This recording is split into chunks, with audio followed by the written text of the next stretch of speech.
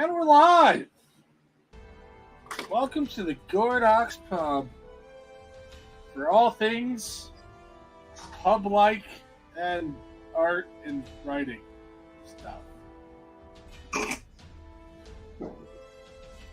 You're struggling now. Oh, it's been a week already. Yeah. I've been to a wedding and a funeral. Yeah.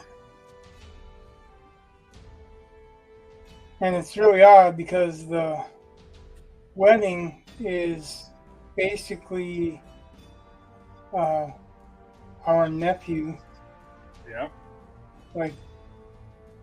was marrying the cousin of the guy that we went to the funeral for. Oh, okay. So it was kind of strange. It's been kind of odd that way. When you start saying things like, the nephew married the cousin, I was like, what? Oh, hold on. Yeah, well, you need the whole story on that one. Right. And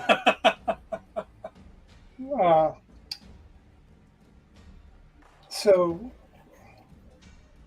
the guy whose funeral that we went to,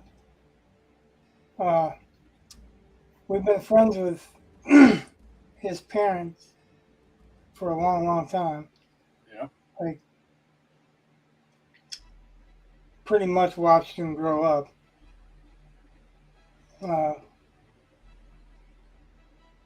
So now we're kind of in a weird sort of way related.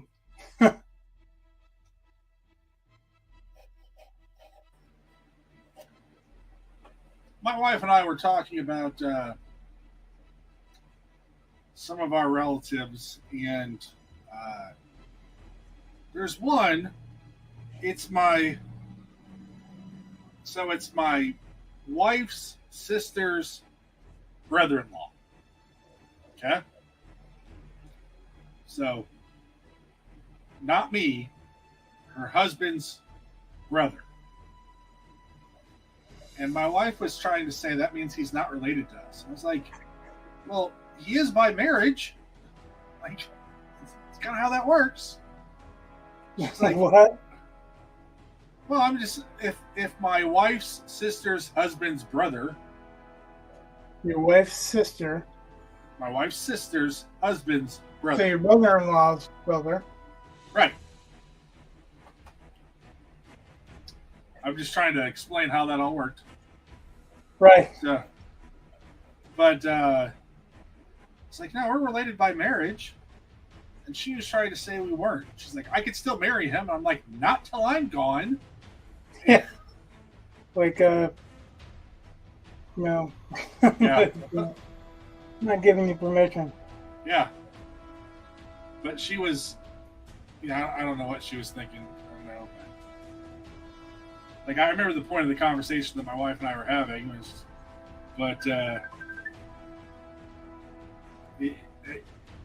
was just like, no, you're wrong about he's by marriage, he's related to us.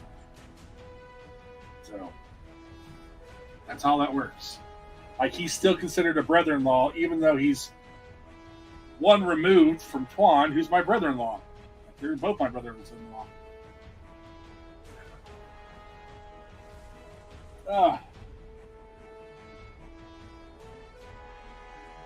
So, what's on the menu for tonight? Well, trying to redesign that character. I don't know if it has to be that's the. I think the only thing that really had to be redesigned was the arm. Not really. Okay. Well, first of all, you started saying, Aztec and all this other stuff, and design the costume to look more Aztec.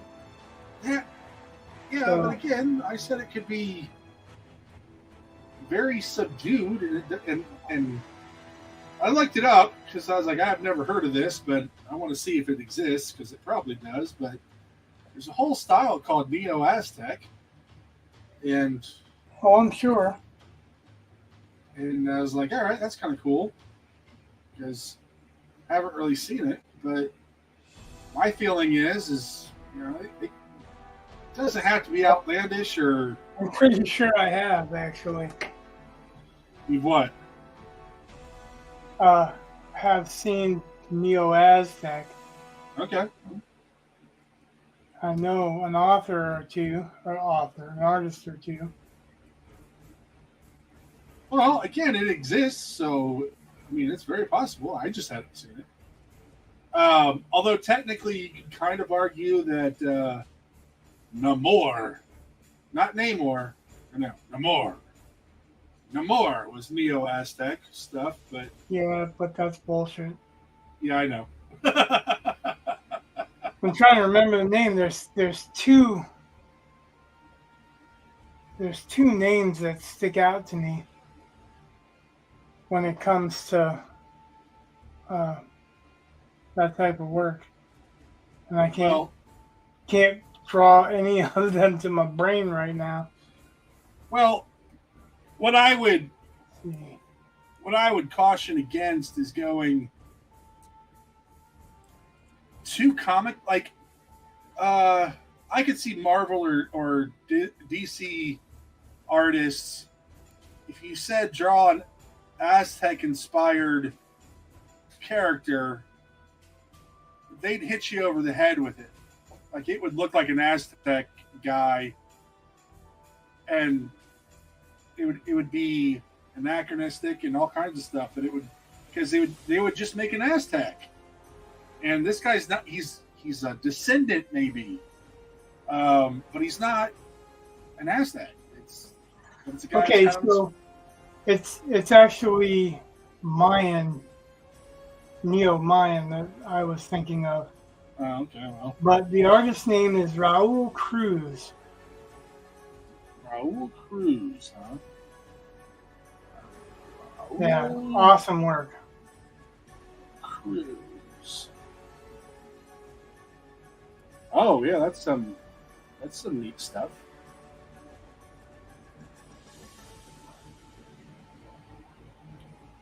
Huh. Yeah, it's very cool stuff. Yeah. I see some of that. Very cool. Right? Share some. We want him to do well as well, right? Okay, hold on a second. Let me pull up his thing. Okay, yeah. All right, So- assuming this is the right guy, which I can't imagine this one because there's obviously more than If one. it's paintings, if it's paintings of like futuristic Mayans, then Yeah, it is. Yeah. So I'm pretty certain this is going to be right. Here, let me present this bad boy. Yeah, he's a badass. So, wow. Very much out of the league of what I'm trying to do too. That's fine because all I said was inspired by, and I don't. Well, that's inspired, man. That's Okay. shit inspired. So, well, no, I mean you did say more than that. You may not realize that you did, but you did. Oh, you got to pick a What do you picture. mean? Well, okay. This one because why not? Oh, yeah, that's some pretty neat stuff. Because we're displaying his artwork, you know, so he's got really cool stuff. Well, so you talking about the stone sword that they carried, which is really a war club with obsidian pieces Yeah. in it. I simply said again And as designing his arms inspiration. to be that way. Huh?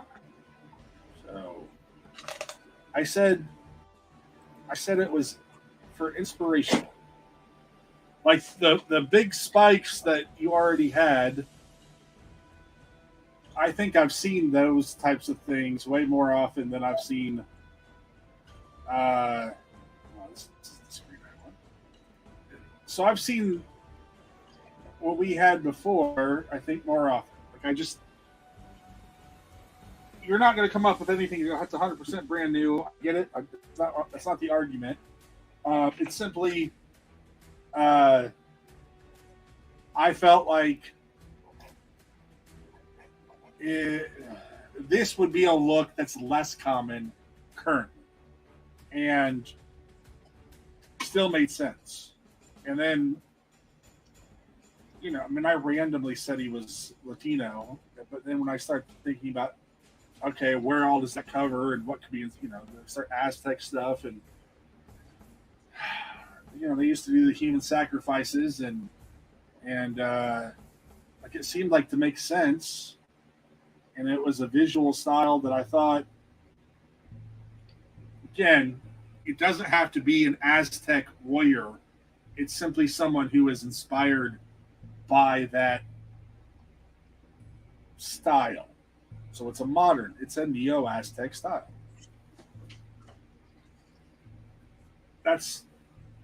Even in this thing, I said, like, he could wear the exact same stuff. It's just maybe he has some, the way he forms his weaponry, I just thought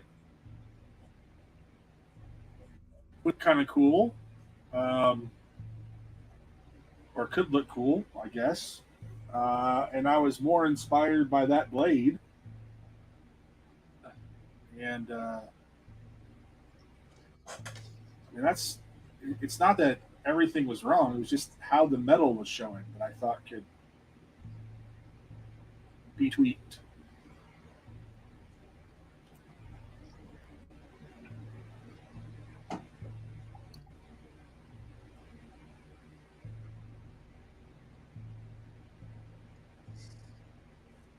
And, again, you have the right to go, yeah, no. Because everything you had before would still work. That's one of those things. I was like, okay. But before you went to inking anything, I thought,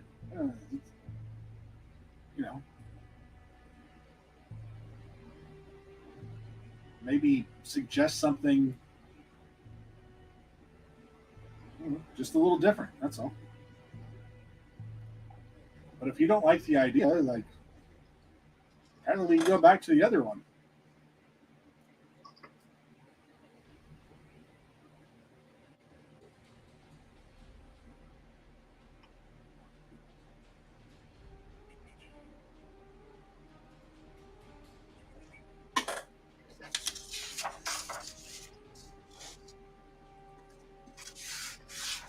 You saw this one? I saw that you had drawn it.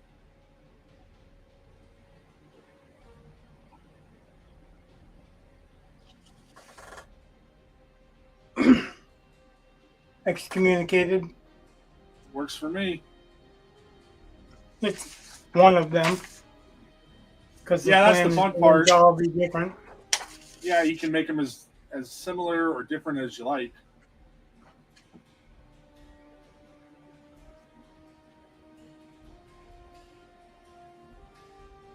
Especially if they're outside the city at this point.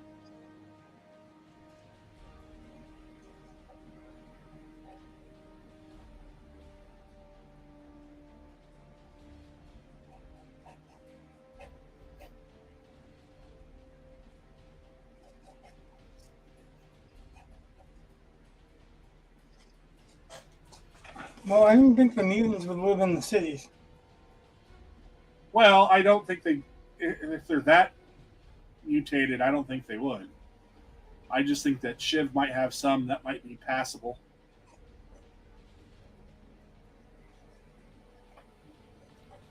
And again, they would always stick to,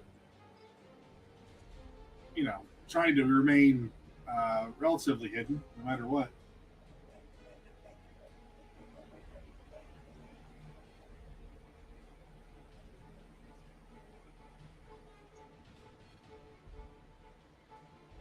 Did you ever watch Boardwalk Empire? Nope. So, I haven't finished the whole series. It's one of those things where I don't want to devote as much time as the series takes. I think it's like 4 seasons long or something like that. I mean, it's a fun show, but sometimes they get bogged down with. This is going to sound so, I don't know, immature and masculine, but sometimes they get a little too bogged down with some of the relationship crap that they want to explore, and they get away from the gangster stuff. And I'm like, all right, let's get back to the gangster stuff. That's what I'm here for. Gangster stuff. Like, it's great to see how the manipulations and machinations of these gangster bosses. That's what I'm interested in. I don't really need to know about their love life all that much, but whatever. But I was watching it, and I don't know. I just started thinking about. I was watching just a clip of it on YouTube, and actually it might not have been. Well, I've been watching a lot of those, but they do this. What they'll do is you'll have a character you're supposed to basically root for. In that series, it's Nucky Thompson. He's generally the anti-hero of the whole series. But they'll follow his opposition, and they'll go out and do some gangster stuff, which isn't necessarily against Nucky Thompson, but you get to see how, these are dangerous people, and these are people you should be watchful of. Like it develops the opposition and provides, I guess, a level of proficiency, so that to fear, like, this is a serious threat, without necessarily having to show Nucky Thompson losing.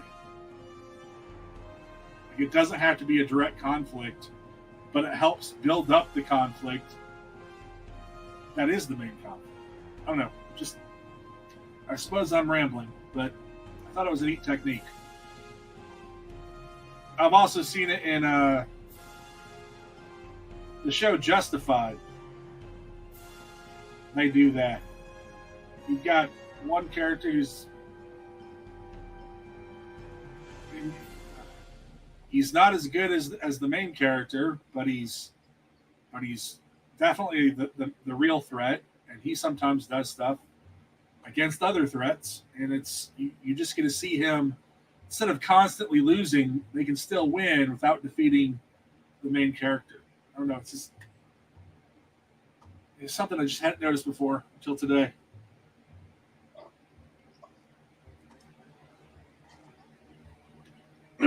Yeah, sort of like an anti-hero. Sort of. I think it starts diving into some of the. I mean, yeah, it's not that you necessarily are rooting for this person, because Nucky Thompson is definitely an anti-hero, and he's the main character, I would say, of Boardwalk Empire. But in Justified, you're talking about Boyd Crowder. Yeah. And you kind of root for Boyd Crowder, but until. But the secret is that Boyd Crowder and Raylan are friends. Right. So they have a friend, antagonist, protagonist relationship. So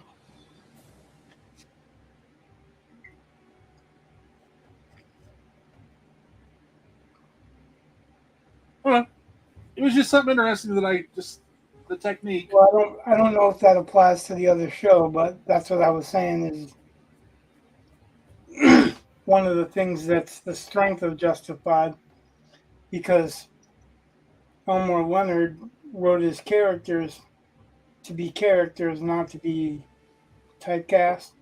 Right. And he was known for giving everybody a voice.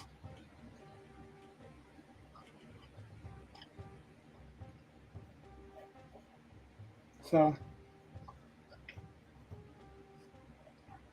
meanwhile, if you've read the books, the first 3 stories with Raylan, he's an idiot. He literally loses his first job escorting whatever, protecting a protected witness or whatever. Yeah. He loses him because he eats ice cream and the guy goes to the bathroom. Then he loses him again years later because the guy goes to the bathroom. That's not good. Right. Raylan's not really bright in the early stuff. But Well, by the time he wrote the book Raylan, yeah,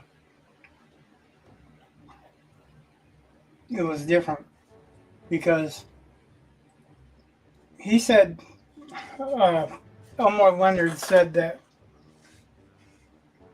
he was on the set of Justified, and it was the first time ever his character told him that he needed to write more about him. This Timothy Oliphant told him that he needed to write more. So he wrote the book Raylan, which is much more what you think of when you watch Justified. And they pulled like 3 seasons out of it. Yeah.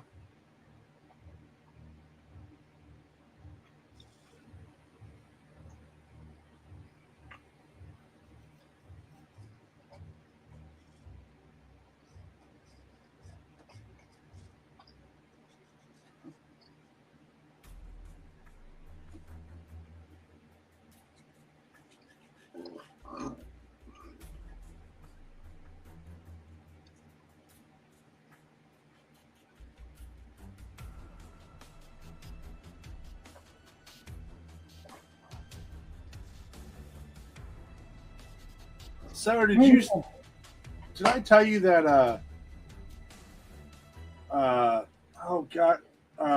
Martin Shoemaker is part of the reading team for Writers of the Future now?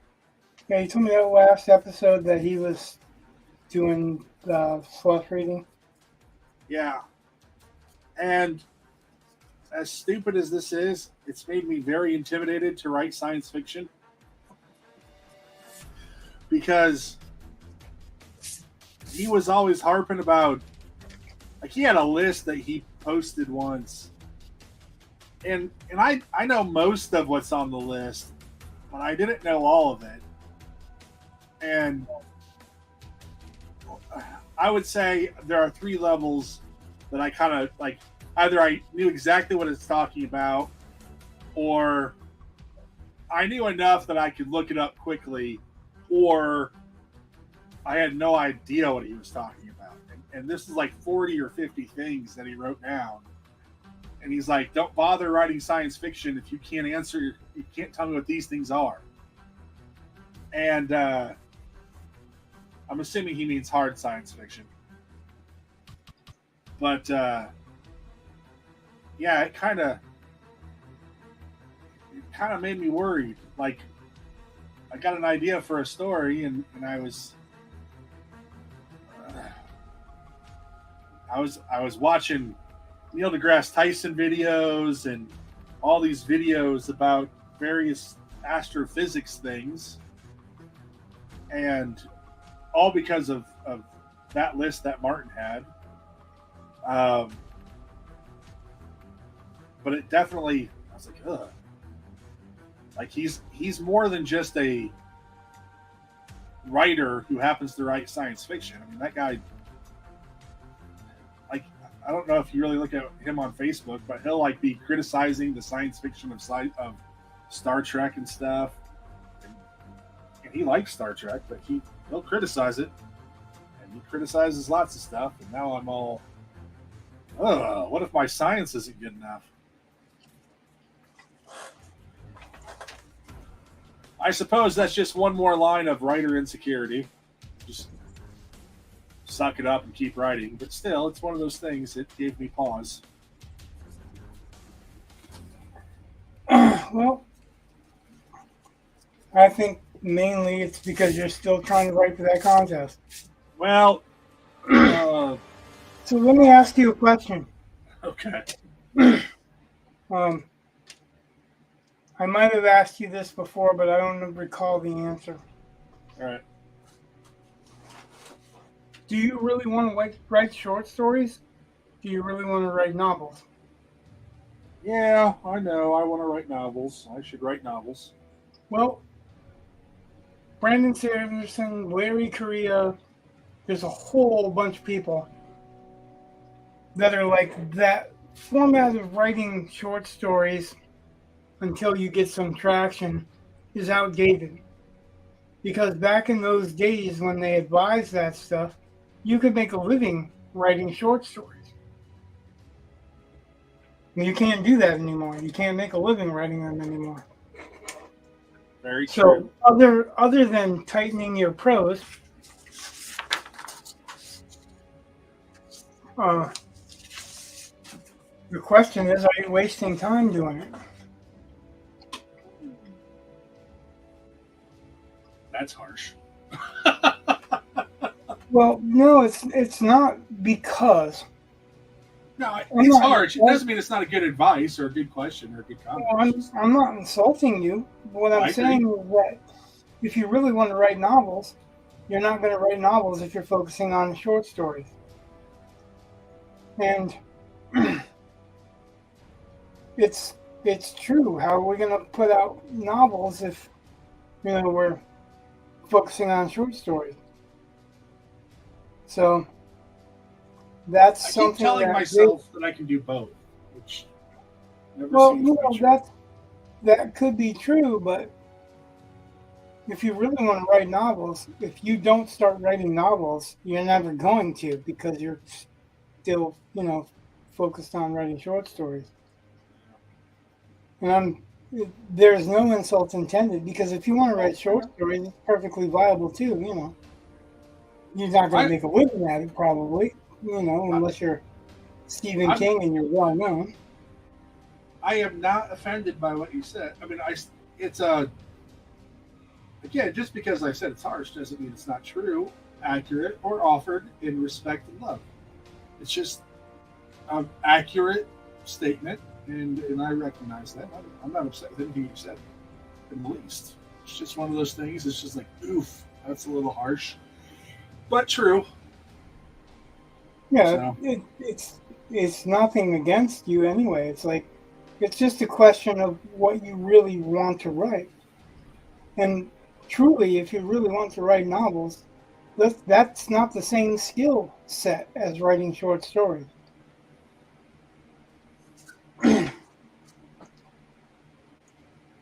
And so the only reason that this pops up the way it's popping up is because I just listened to Larry Correa and Jason Cordova and somebody else on Larry's podcast, or I don't know whose podcast it is. I think it's Larry and another co-host. Okay. Give me a second, I'll tell you. It's called The Writer Dojo. Okay. And they've got 5 seasons of it on Rumble. I'm sure they've got it on other platforms, but Rumble was just easiest to find for me. Said the Writer's Dojo? Writer Dojo. Writer Dojo. Yep. I'm going to see if it's on Spotify, actually. Just because. But they're Writer? talking about it with, I think it was Jason Cordova that they were talking about it with, that that's outdated advice, and it's bad advice for people that are trying to write novels. And then I think of Dave Farland and him telling us that Ernest Hemingway used to give bad information out to writers who were asking questions that he thought were stupid questions, or questions that, like, he didn't want to create competition for himself either. So he would sometimes give out bad information. And I'm hearing more and more that these writers that are writing novels, they're writing they're writing more novels in the time that I've been trying to perfect my short stories than I've written short stories, pretty much, you know, Yeah. or probably maybe not that many, but pretty close. But what comes to my brain is I really do want to write novels. I really don't want to write short stories, and I have a hard time writing short form because like the concept that pops into my head is generally bigger than the short form will allow for, and I don't understand that. You know what I mean? Like Yeah. for me, I can't conceive that you can't write a short story that's about something big. I suppose they think that it's, going to be too many words, and it often is for me because I just can't write. I have a hard time, especially the 3 to 7,000 range. I mean, I can get something in 7,000, and I could probably get something in three, but three is just like a long flash fiction to me. I agree. It is. Yeah. But when I've got a novel, I feel like I'm free to explore some things.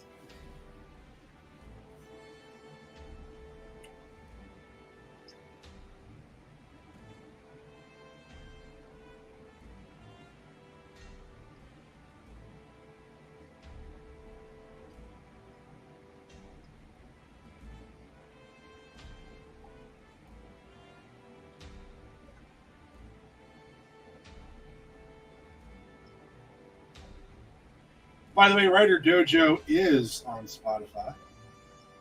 Okay. I knew it was on a few different platforms. The easiest one for me to get to is Rumble because I already go to Rumble to watch Nick Rekieta.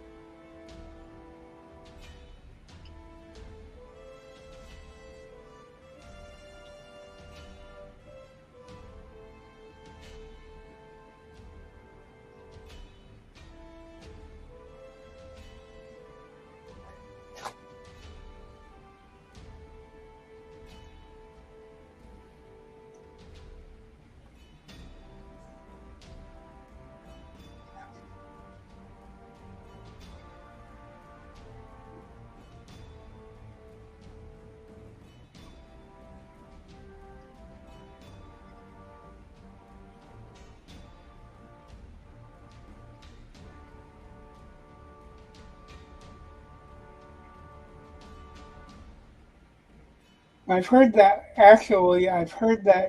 recommendation that you don't write short stories, you write a novel from Brandon Sanderson before too.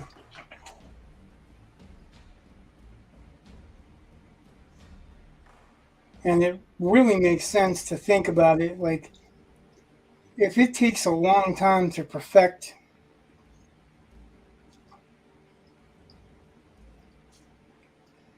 your style, no matter which end of it you're coming in from, Right. then why focus on short form when you're still going to have to take a whole bunch of time to focus on the long form anyway?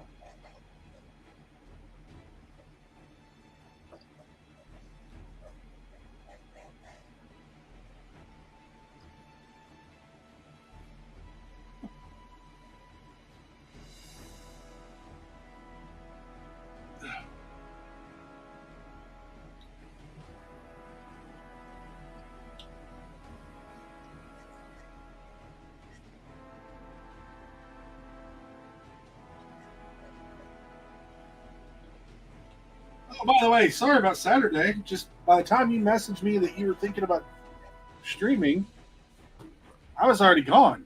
I said, well, you had said you weren't going to stream. I was like, all right. And then went out. And Well, at first I said I was going to stream, and then I was like, I don't know if I'm going to be able to get there to stream.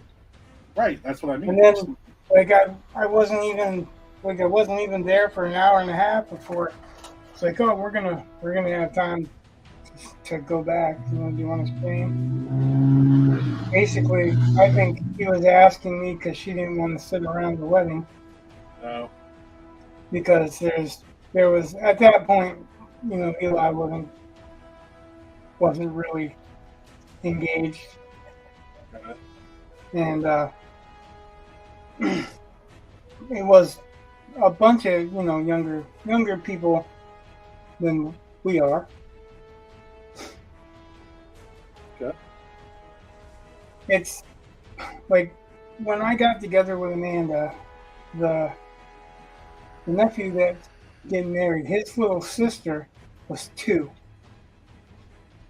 So he was like 5 or something like that. Yeah.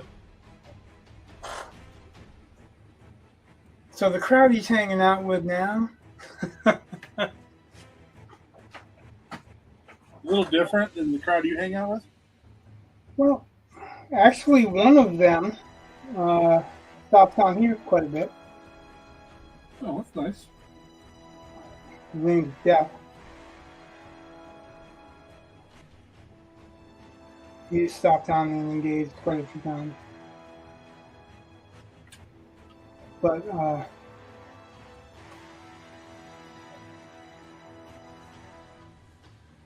it's a more partying crowd than we are. We're past that. My body won't take it, so I can't do it anyway. Right. Not that I really want to do it anyway, but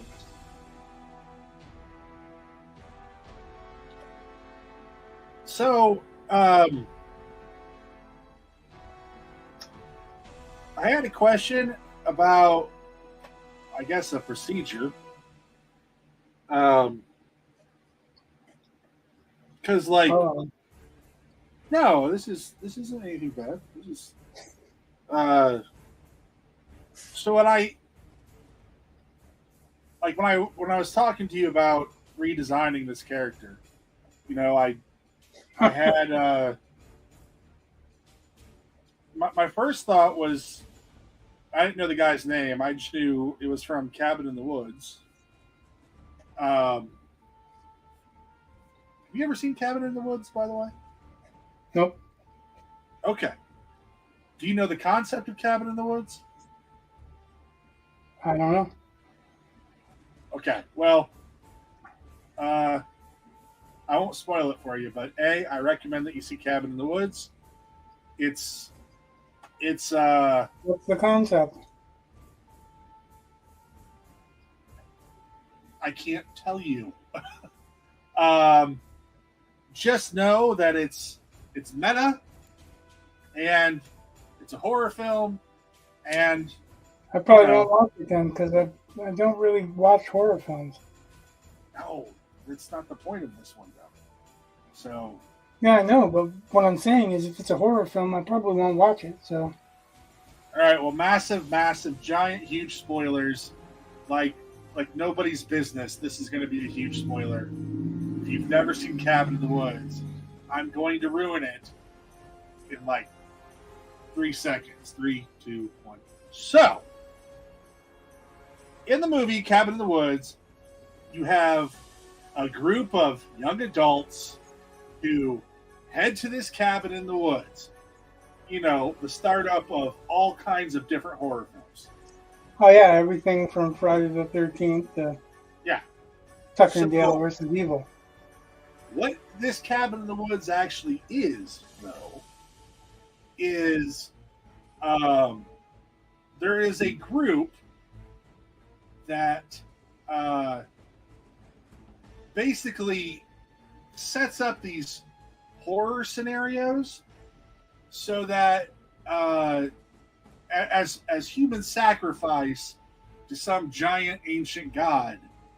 And so they have like this underground complex that has like every some version of every horror film you've ever seen. And it's kind of like part of the movie. They go into this cabin and then they go into the like they're being manipulated through pheromones and all this stuff. And uh, they kind of have to pick something. Like they don't know they're doing it, but they've got to pick something which will determine what kind of horror scenario it is. Um, and then later on, you kind of see what some of these would have looked like. So there's one, they pick up this ball, which is like a puzzle ball. So it's kind of like the Lament configuration from Hellraiser. Um, so they kind of have a version of that. And that was the guy. The guy's name is Fornicus, apparently. But so anyway, the reason why I asked is because so when I had the idea of maybe how Shiv would manifest his metal, um, Fornicus he doesn't have pins sticking out of his head. He has saw blades, and so that was kind of that was partially where the story started. So the reason why I'm telling you this is because when I'm coming up with some of these ideas, and I know you like reference material, and I was like, I don't know if I should give you reference material, like this is the stuff that I'm thinking about, or if you just want to, because I mean, part of me is like, well, if I show you my reference material, it may influence you in a way that you would not have been influenced originally, and you might come up with something better if I don't get in your way.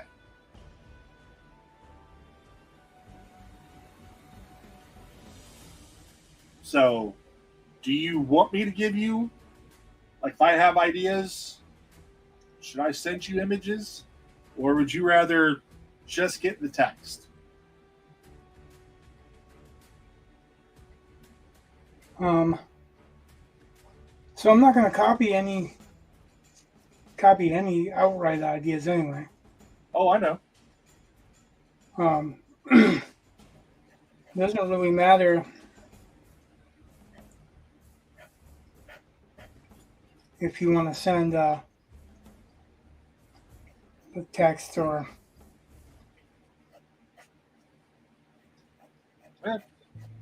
an imagery or whatever, but just keep in mind that I ain't promising if you send imagery that I'm going to do anything with it. Well, again, a lot of it comes down to, like, the way I mean, again, I did not want this guy to have saw blades sticking out of his head. You know, that wasn't really, but I was like, okay, but I could kind of see that on his arms. Yeah, see, the thing is with Chainsaw Man, that kind of turns me off to that. Well, but and Blackie Lawless from Wasp had saw blades on his arms, half circular saw blades on his arms. Well, but also when I started looking at, and I can't pronounce the name of that, whatever that blade is, that you know which one I'm talking about, the one with the obsidian shards in it. Yeah, it's called a War Club, but yeah, I know what you're talking about. It's got a real. I mean, it is in effect a sword, but it's called the War Club by definition. Okay. I looked it up after you wrote it down in that, and I was like, oh, I know what that is. Larry Correia has one. But so then I was like, that kind of looks like saw blades, like the teeth, and so in my brain it kind of merged into a look that wasn't as big, I guess, as the what you had originally done. which also gave me pause because then I'm like, bigger tends to be flashier, and this is a visual medium. Um, which is why I was like, well, I'm just going to run it by Rich and see what he says. But well, you really haven't been super picky about anything art-wise, which is good because I asked you in because I had the art covered, I thought. I think you do. And I don't mind redesigning this guy a little bit to see how it looks. But I really liked the guy I drew last time. Is it a look that you've seen? Yes and no. I mean, the metal stretching into points but his name is basically blades, points, stabby things. I know. Well, no, I'm just describing what I'm thinking, and you were talking about it being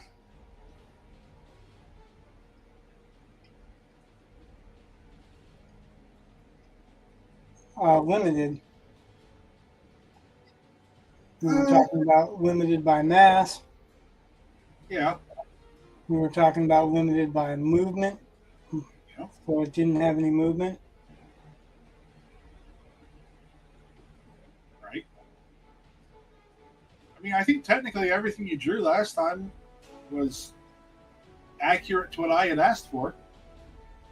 And the costume that I did, I thought was really kind of natural, and it wasn't a copy of anything, but I got the feeling that you didn't feel that way. No, I thought, because he really only had like the one arm that was up, if I remember correctly, that had like the bigger, it was his right arm, and it had like the bigger spikes on it, and I just thought that spike's growing out of it, but that's pretty much like a porcupine or anything. But this arm is a little bit smaller than this arm, actually. And the forearm's a little bit bigger, but it's in motion. Right. So, I mean, I liked the design of the costume. I was going to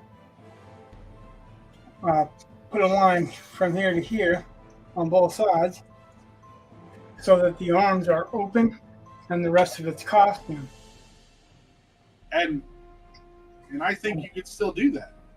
Like, for me, it was just the arms, or just the one arm, really. So whatever.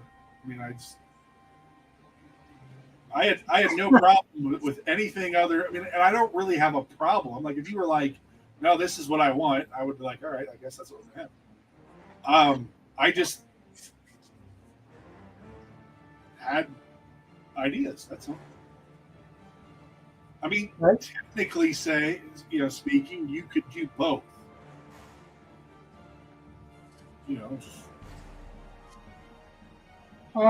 I don't think I can, because I don't think I'm going to make that costume look Aztec. I mean, it's pretty simple. I wanted to keep it simple so that I could just show off the muscles, and then the only metal parts are going to be like the parts that are sticking out of the costume. So the arms and the head, right? Well, again, like, I don't want you to draw an Aztec warrior. I simply said, maybe we look at just being a little inspired. That was it. So,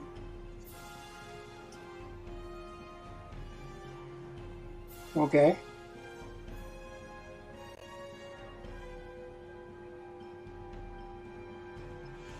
That's what this is. Okay. Well, I feel bad because I said something. I feel bad because I mean, again, I don't think the other picture was bad. I just thought the way the metal was coming out, we've kind of seen before, and Yeah, but what are you going to do to make a blade with metal coming out of your body that you haven't seen before? well, and that's what got me thinking about um, that you could call it a war club, but whatever. Just the way those are designed, and I was thinking about oh, I don't. I was thinking about close combat. I guess. I mean, really, it's as stupid as it sounds, but um, someone who is somewhat discreet. So, the blades don't have to be super showy. I guess. I don't know. I'm like, Well, that's the visual medium part. well, I get that, which is why again I was You like, kind of have to be super showy, otherwise people aren't going to get it. Or they're going to be like, "Oh, you're copying Wolverine." well, that's actually what I thought by not having larger claws, but by having. Wolverine's claws are supposed to fit in his forearms. I know that. I get it. I'm just saying.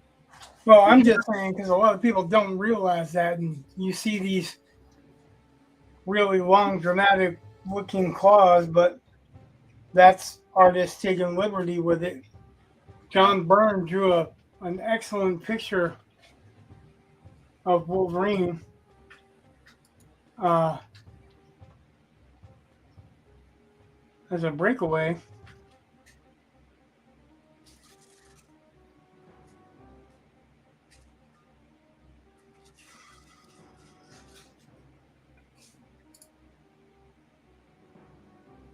Let me see.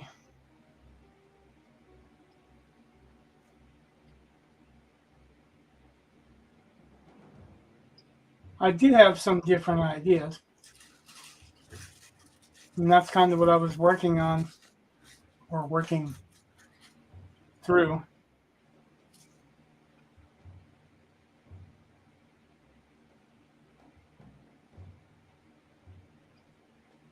Hmm.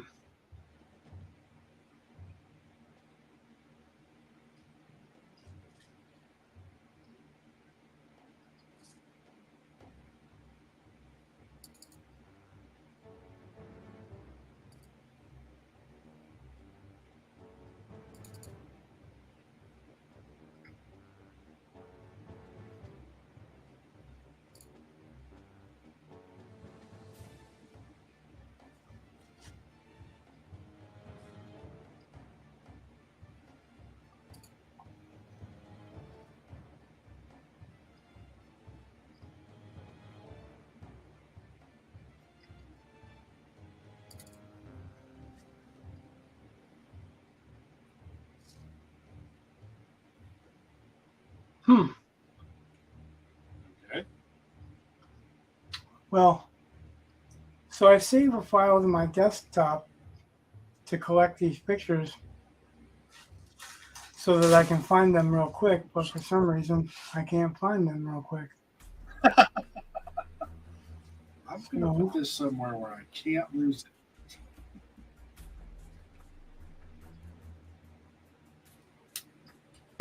Well, to be honest, I pretty much took all of my comic references off of this computer and put it on an external hard drive. But the few that I have picked up since then,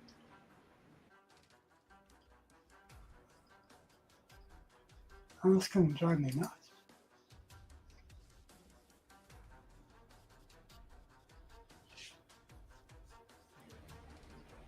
I have a special folder for. Tell me I named it something it isn't.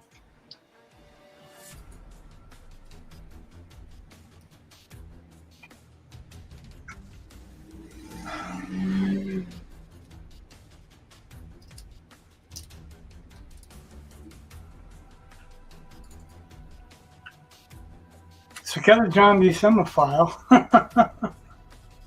Nice. It's not loose.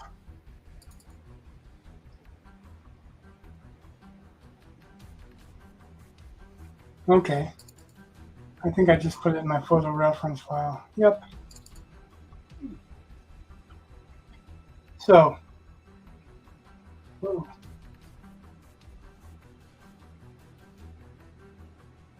So I'm amazing. going to show you the top secret Marvel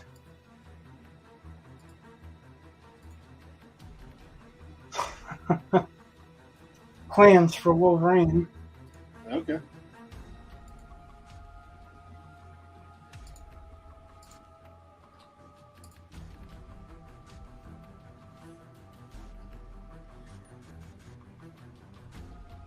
Oh no, I'm sorry. I did not mean to do that. That's not what I meant to do. I just took your thing off. You didn't cut my thing off. Your screen I did. Because that's you. There we go. Yeah. So, if you look close, Right. those little ports that you see on the back of his gloves that they don't draw anymore because they make them look like they're coming from between his fingers, Right. which doesn't make any sense because it just would rip his hand apart. Those little ports, as you can see, that's where it slides from, right? Right. So it must set further back than his wrist, actually, for his wrist to be able to bend. But it's not going to come out any longer than his forearm if it has to fit between his elbow pit and his... You know, you would think, like, I don't know, that picture kind of annoys me. As dumb as that may be. And the reason why I say it's kind of annoying is because I feel like they could have, just in a diagram of his hand, like, I don't need to see the half skeleton. It's the only part that's interesting was the arm. Well, And you can see I was stressing the arm part of it because the claws are the famous part, but his whole body is laced with adamantium. I get that, but So that's what it's showing as well. I'm sure John Byrne didn't look forward to drawing a cutaway I just several times.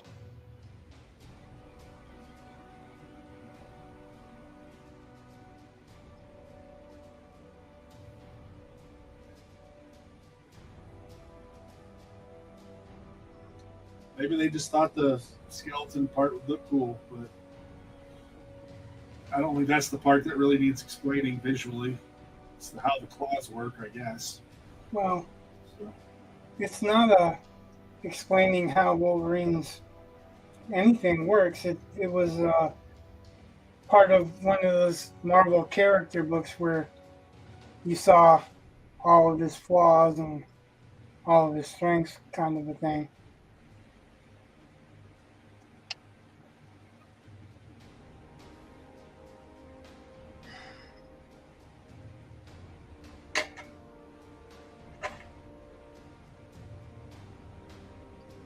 What I really don't like is to draw this pectoral right. you know, I can't draw his chest.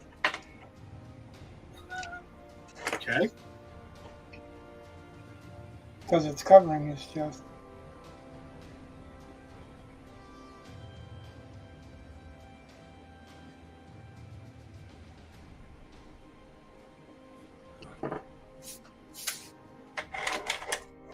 Which, you know, really it's all about what's important for the character and the storytelling.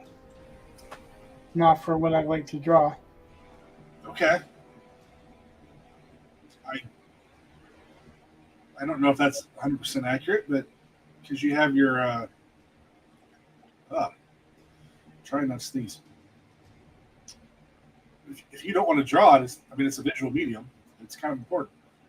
So, Well, no, that's not true because nobody likes drawing cars. Well, I guess most artists don't like drawing cars and buildings and all that.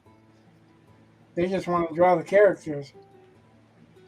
You can't draw just what you want to draw. You have to draw what tells the story. that's true. I can design some elements to fit what I like most. But that's pretty much what the limitation is.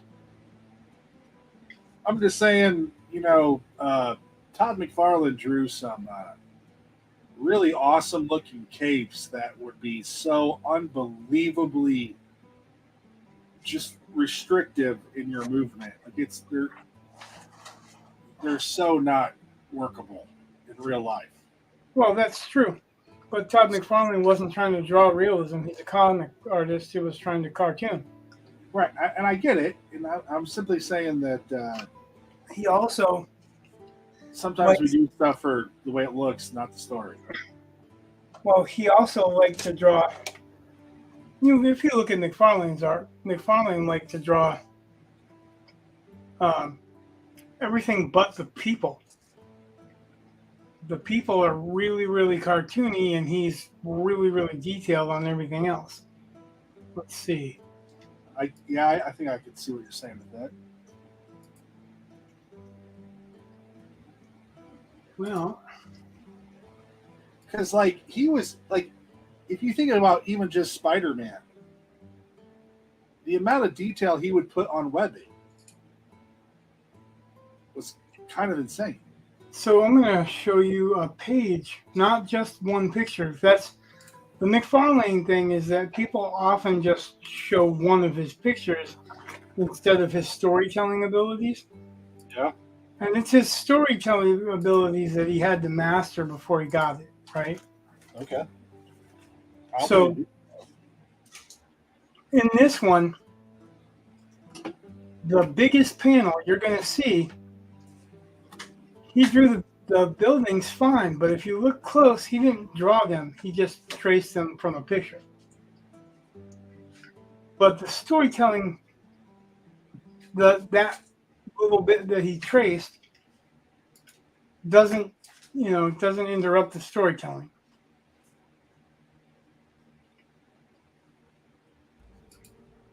There we go.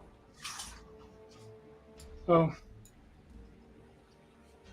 this top panel, this even looks like it's newspaper print or something because it's pretty much traced. Okay. But his use of speed lines, this is in no way, shape, or form a realistic face shape. The nose doesn't end way up here and the chin way down here. The nose should be like right here. But it doesn't matter because the storytelling element, he's cartooning. It's like hands can never bend the way that he wants them to bend. So he just ignores that rule. The background here is all speed lines. What the hell is this? This is supposed to be his rib cage because this is supposed to be his chest. But it doesn't matter because you get the storytelling element and you're not paying attention to the little stuff. Now, when you see this panel, this angle is kind of weird. It's like he's leaning into the door. Yeah. But look at all the other stuff in the panel. He's taking great pains to get the perspective on every little box and everything right. Except for Spider-Man.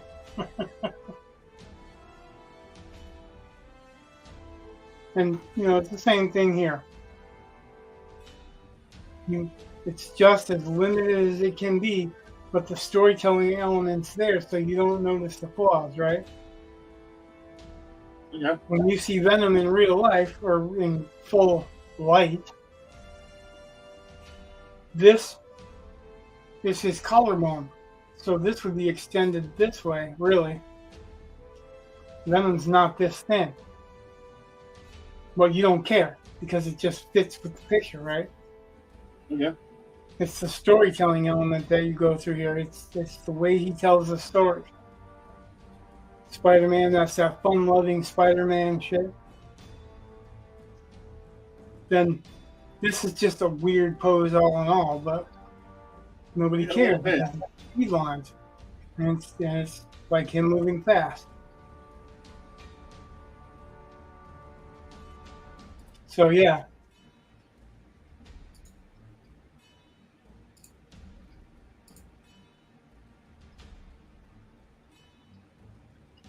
And people rarely actually break down his storytelling methods. But he's a cartoonist. He's not trying to be realistic. None of that stuff was trying to be realistic. He's more realistic with the wood floors and the walls and the doors and all that shit than he is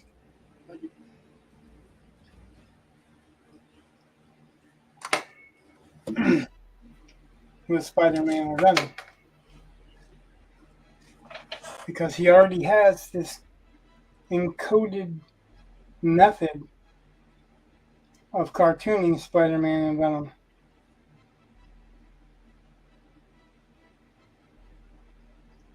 So he doesn't need to.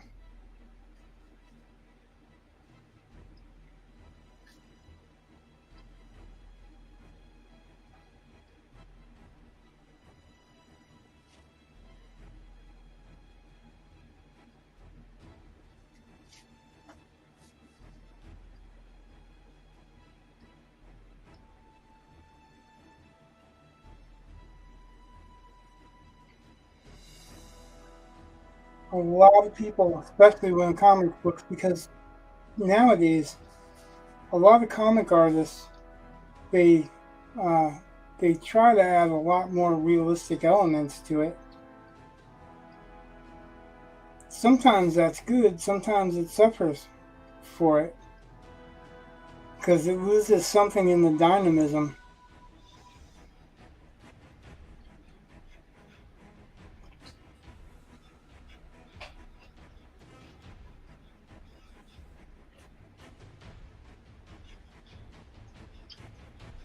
There's a Stan Lee had a series of videos out where he had Todd McFarlane and Rob Liefeld and Jim Lee and who was the other one?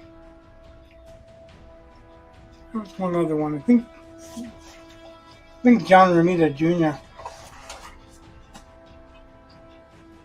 And he had them draw stuff on the episodes to show different techniques and explain to the viewership, which are future want-to-be artists, like what this technique does or how it's employed to make comic books.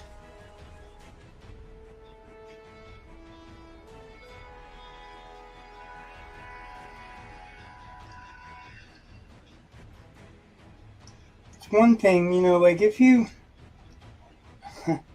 Stan Lee's prose was as purple as you can get, but he was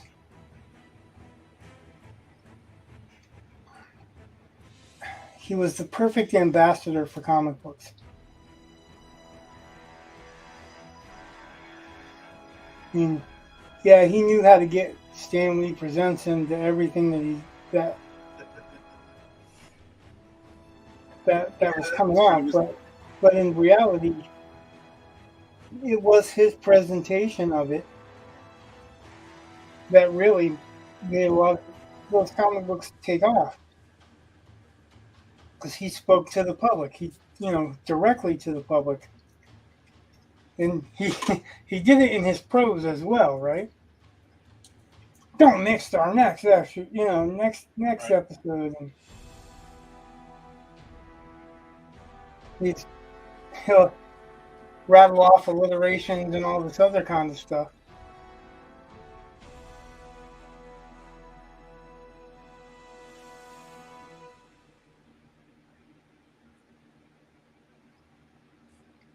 But he really was. I think he really did love comic books. Like, in a way that only those who have been around since the beginning of a lot of those comic books could. I don't think that Stan Lee ever tried to publish a novel. I don't think that he thought of himself as that kind of a writer. He might have, because I'm really kind of assuming. But a lot of the guys that I know that are in comics, they write, and they write for comics not because they have to, but because they really love the medium.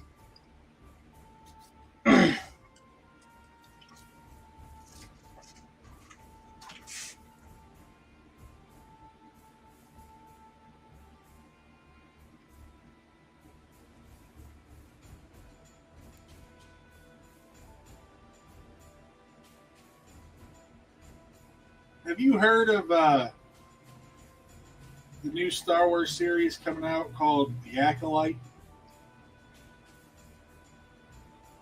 I think you've mentioned it. Yeah, they dropped a new trailer for it. And this one's an official trailer, not a teaser trailer. And I just... If there's one thing that I would say George Lucas had, he had an eye for a particular look. Like, Star Wars generally looks like Star Wars. Like, it's, even when they have different aesthetics because you're on a different planet, it still feels and looks like Star Wars. Well, that's because of the designer. Well, part of that's George Lucas too, because George Lucas would go through and say, yes, no, no, yes, like he would see different things and then he would, whatever. He had a vision. And Doug Chiang also helped out a lot with that. Ralph McQuarrie obviously. Ralph McQuarrie. Yeah, Ralph. Yeah. Well, I think Doug Chiang is kind of the new has done a lot of the new stuff. But yeah, it's... Well, yeah, but yeah. The Star Wars look was established by Ralph McQuarrie. He actually brought in the brothers Hildebrand, who actually did the original...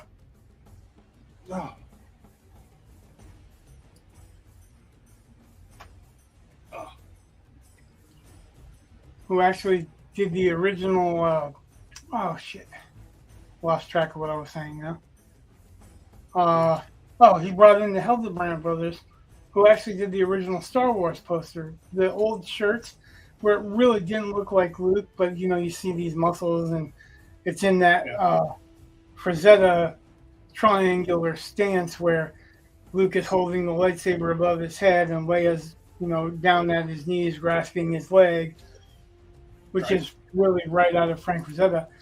That was the Hildebrand brothers, and Ralph McQuarrie brought the Hildebrand brothers in because he didn't want to do that. He wanted to do the robots and tanks and cities and vehicles and stuff. And he's like, "Here, you can do the people, and I'll do the cities." And they were like, "Yeah."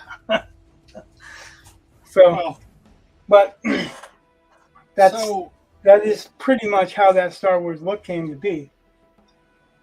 The new villain that's in the Acolyte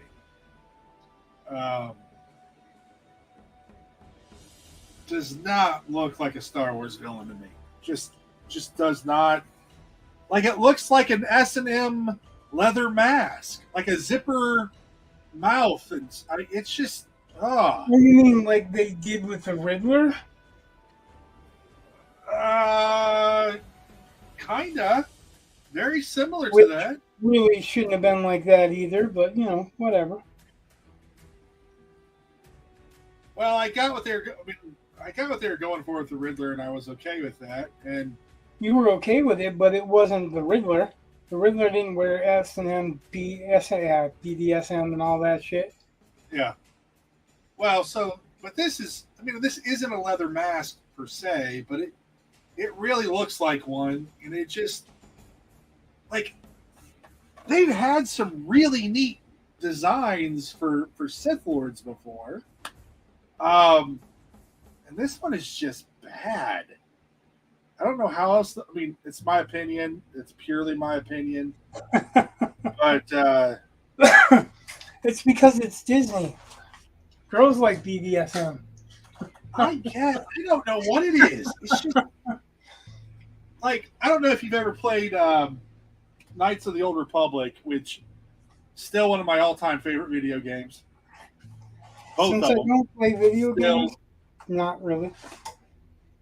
Well, that's fine. I haven't played these games in a long time. I haven't played video games in a long time. I don't have time to.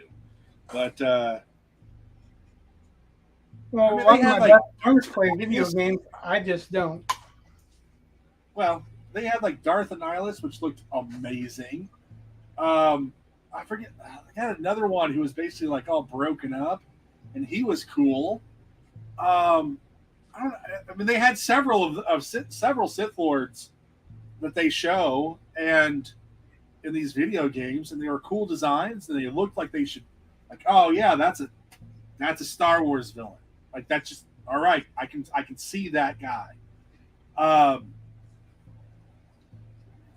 This guy, it's like they just had no thought, or I don't know. They went too far in some direction, and it's just not good.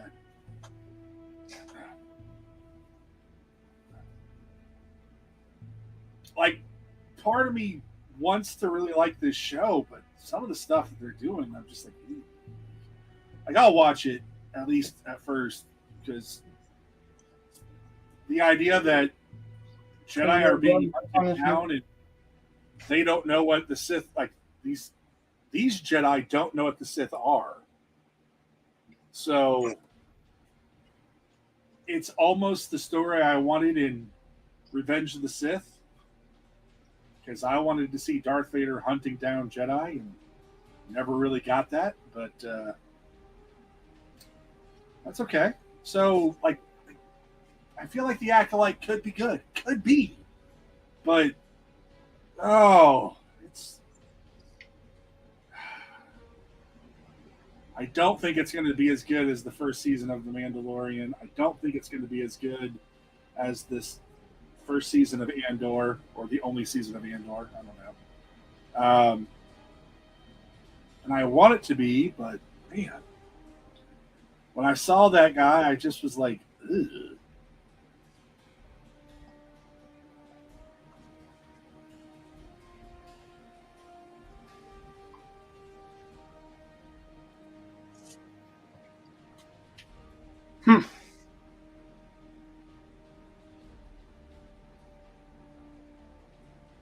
By the way, any of these blades that come out don't have to be out all the time. Like we understand that, right? I didn't assume they were. Okay, He said that he can form blades, right, and that he can form them in different sizes, right, depending on his mass. I just thought I would clarify. So that's why I was like, technically, that guy, the first drawing technically works. Like, if he really wants to do that, but I was just also thinking, like, you know, if you want to walk around and not necessarily be obvious, and then, you know, when you get into a fight, I don't know, I kind of thought of his style as, you know, like you got those blades on the forearm. That's, you know, you shove your. They would be all extending at the same time in that picture. He is about ready to get into a fight. Right, and I just, I mean, I'm trying to draw them in active poses. I get it. So I'm saying, like, I mean, technically it could still work.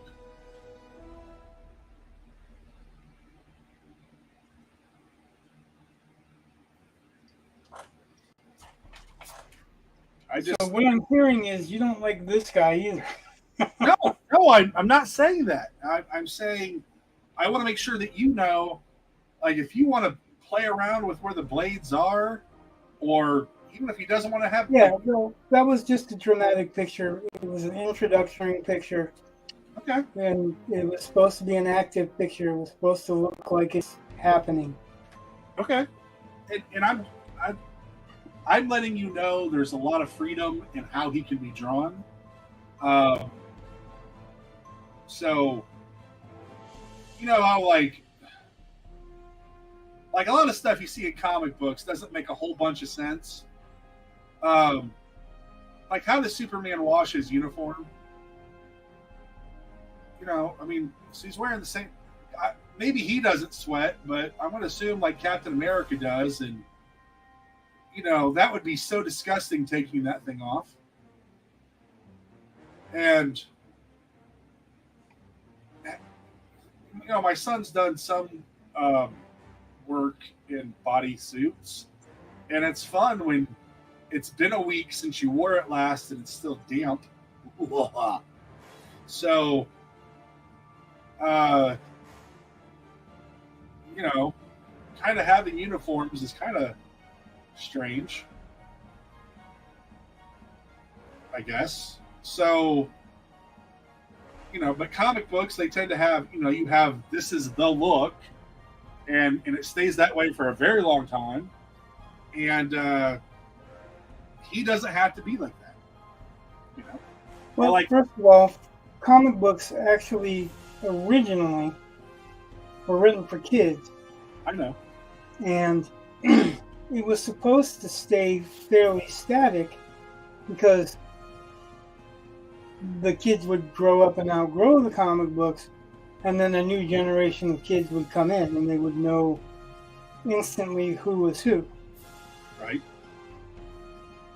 I mean, that was the original theory anyway. Well, I just I'm again just making sure that you know that there's a lot of leeway with how you want to do this.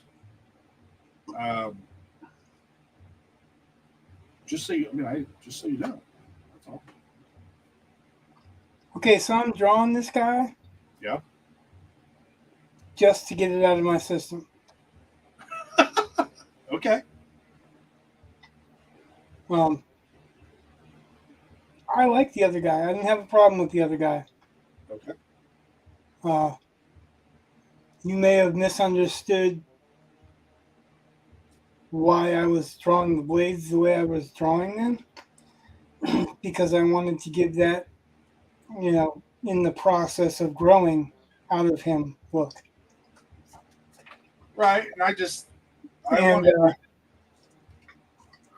worried about it being a Venom ripoff or a Carnage ripoff. It's not, and Venom and Carnage weren't the first ones to have that look either.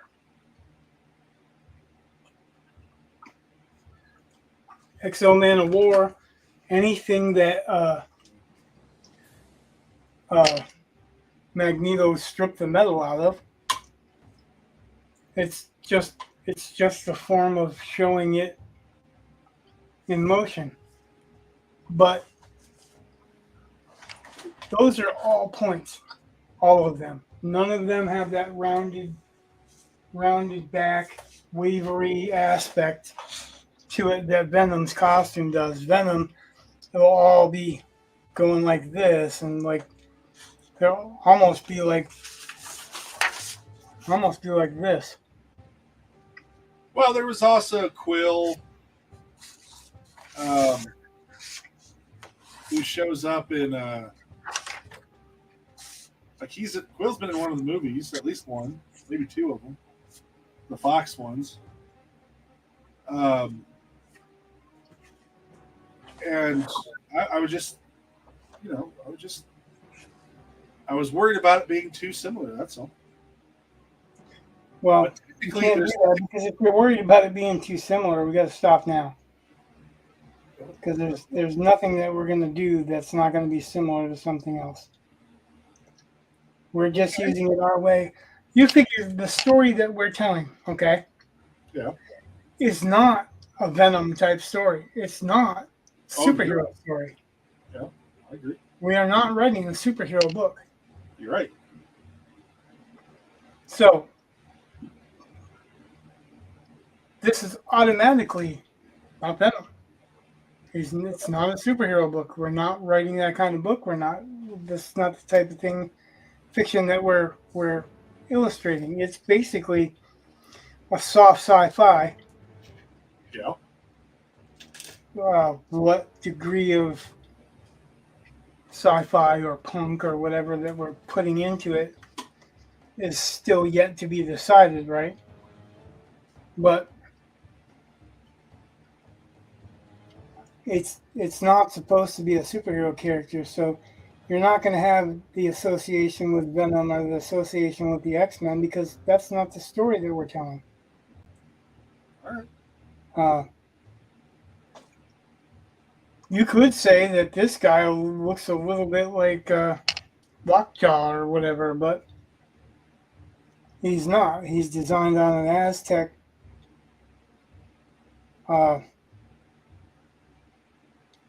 Jaguar warrior.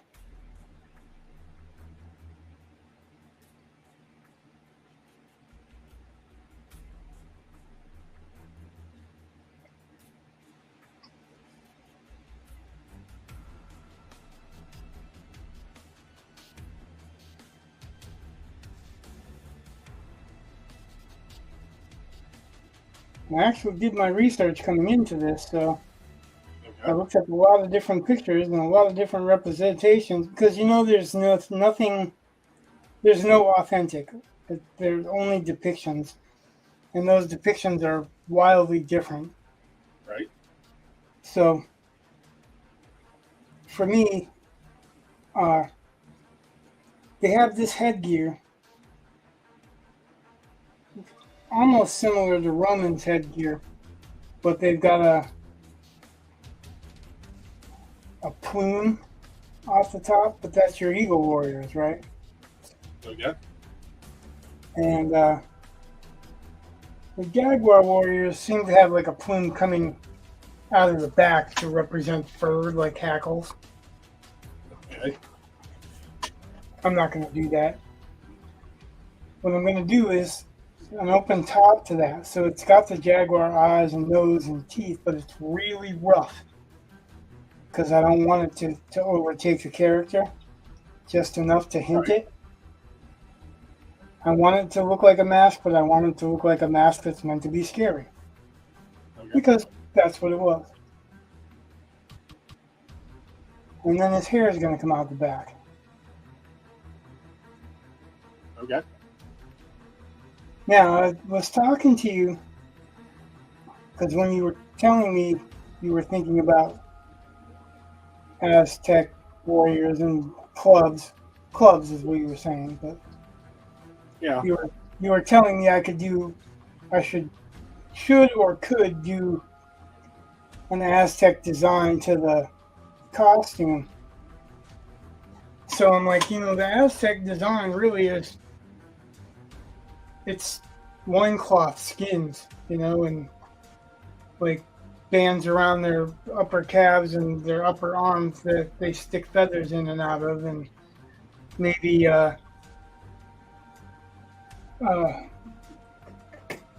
bones sewn into fabric for sleeves.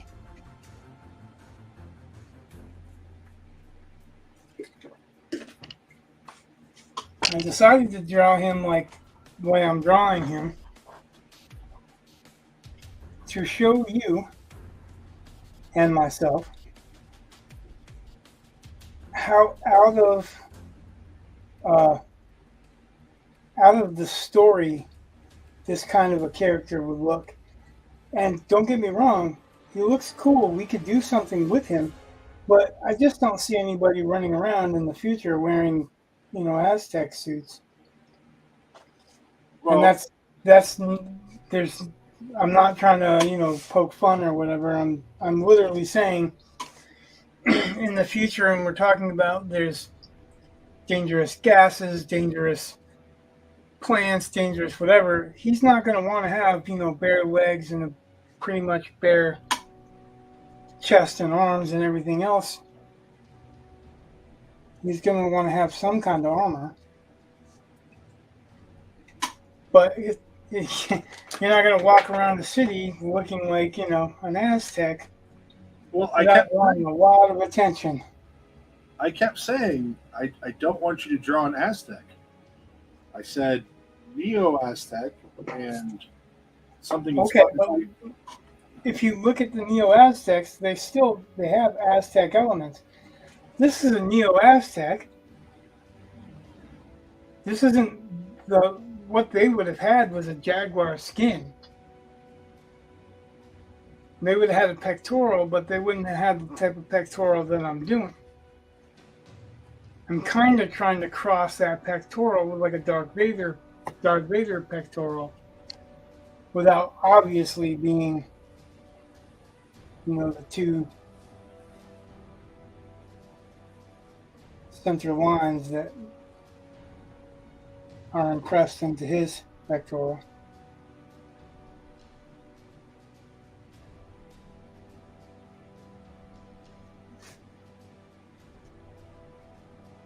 And I suppose the helmet would probably have to go, really, unless it was a face shield, which that could be too. Like it could have a shield that runs down across it,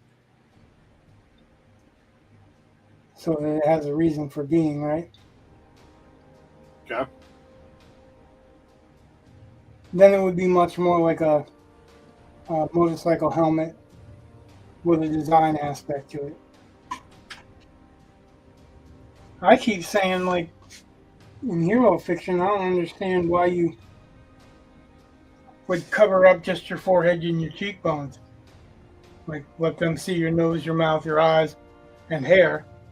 Pretty much. They can take a bunch of pictures and draw a line for a headband and cover up the cheeks and go, oh yeah, that's the guy.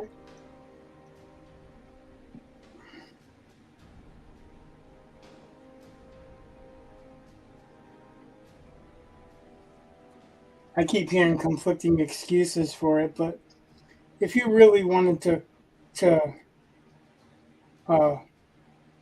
wear a disguise so that you're protecting your loved ones, and that's ostensibly why people are wearing a disguise, then you'd want to wear a disguise that really didn't tell them anything.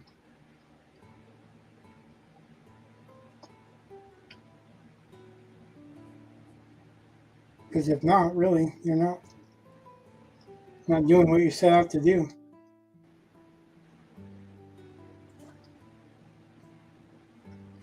So on the one hand, this costume doesn't require anything from the body except for to get it wide enough.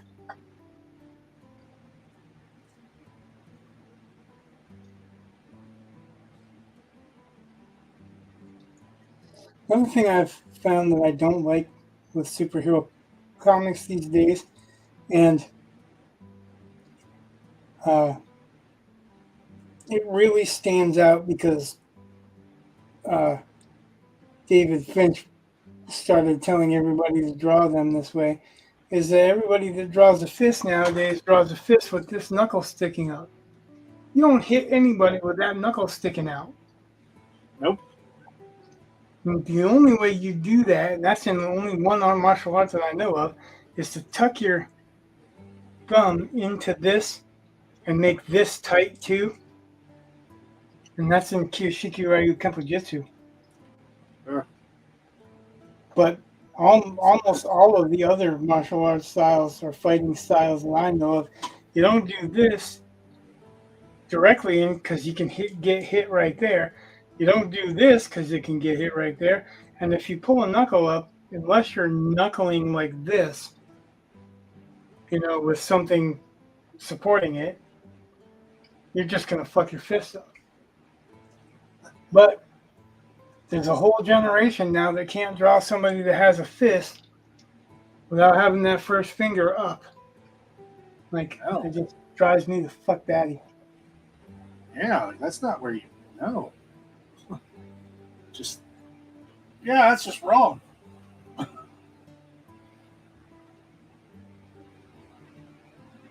That's one of the first things that we had to teach new students was how to make a fist.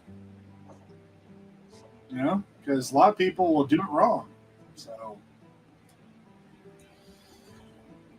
or I had a lot of students that, and I really can't do it very well, but when they made their fist, their thumb would stick out. So, like this? So, yeah, like that, kind of. I'm like, Yeah, you're going to break your thumb. Like, you need to tuck that bad boy around. Like, you hit somebody with the tip of that thumb, chances are you're breaking your thumb. Unless you condition that shit. Yeah. Just like, to do that. You're going to end up catching that on somebody, and then your fist is, it's like just so many things that can go wrong. So, you know, just one of those things you gotta. And then sometimes, you know, you can sit there and you can show the same thing over and over to somebody, and they just keep putting their thumb back, and it's like, oh. Although there were certain things that I would do that I would know it was wrong, and I'd still like. I would. Like if I was doing a chop or something, or even a spear hand, my thumb would tend to stick out when it shouldn't. And Master Howard was always like, catch that thumb on something, you will never do that again. And I was like, I agree with you. I don't mean to do it. It's just what happens sometimes. So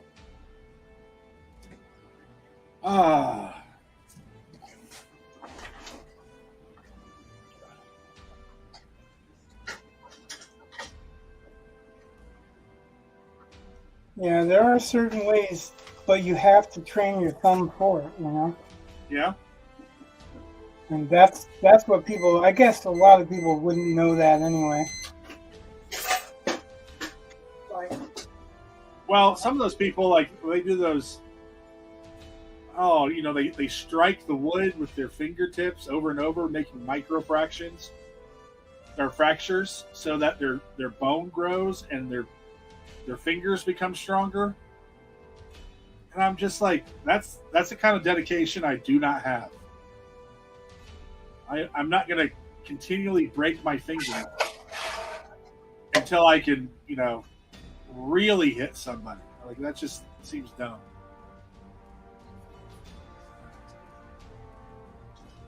Like, I can admire the dedication. Master Pan will sit there with his legs straight out with 4 to 6 1-inch steel, basically not boards, but steel blocks that are shaped like boards, and whack them with the top of his knuckles over and over and over again as his legs are sticking straight out. And then he said, he did it for years and years and years, and people ask him why he does it, and he's like, yeah, but when I get into a fight, one punch, bang, knock him the fuck out. Oversteers here. Yeah, I see that. So, I mean, there's a validity to it, but yeah, I mean, that's, you watch the old Kung Fu movies and their training, and, you laugh at the training montages, but those training montages are supposed to be over years, not like days or weeks or whatever. Yeah. And they do toughen you up, but there's a price.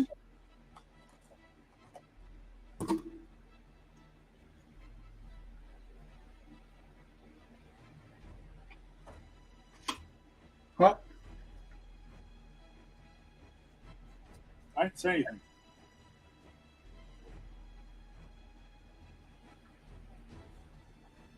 What? I didn't say anything. Oh, I thought you said something and you got cut off. Nope. Ugh. Oversteer just woke up.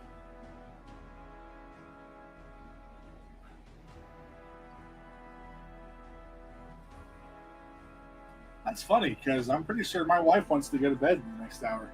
I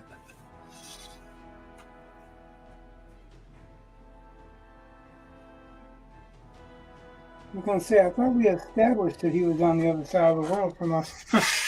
I assume as much as well. Yeah.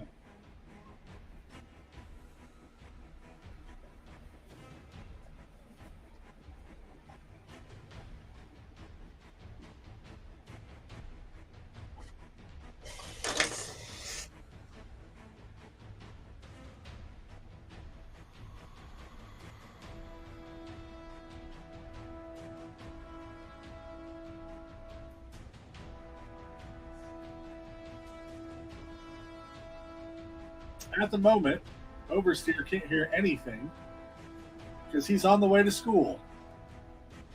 Definitely not here. Once he gets to school, he can crank up the volume.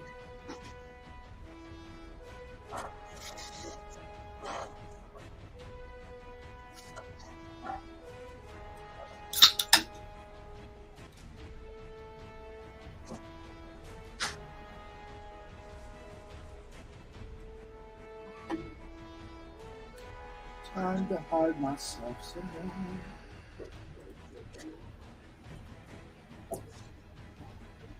Oversteer's going to try and rip. Well, I probably shouldn't hide my face then. So said I'm going to try and lip read, and then I turned my picture off. Like, no, you're not. Touche. Yeah. So I put my face back up, but. Now we're on you. Yeah. Try to lip read this.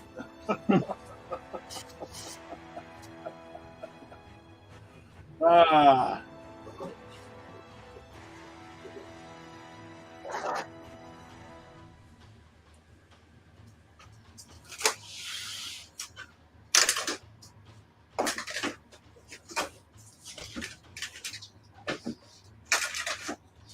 I really feel like I'm drawing a He-Man statue, action figure.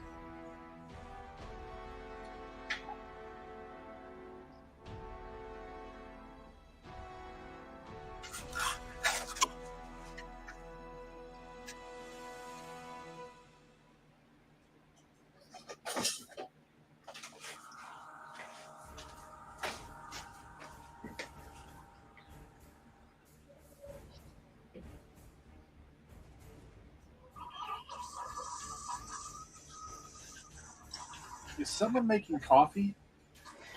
Yep. Okay.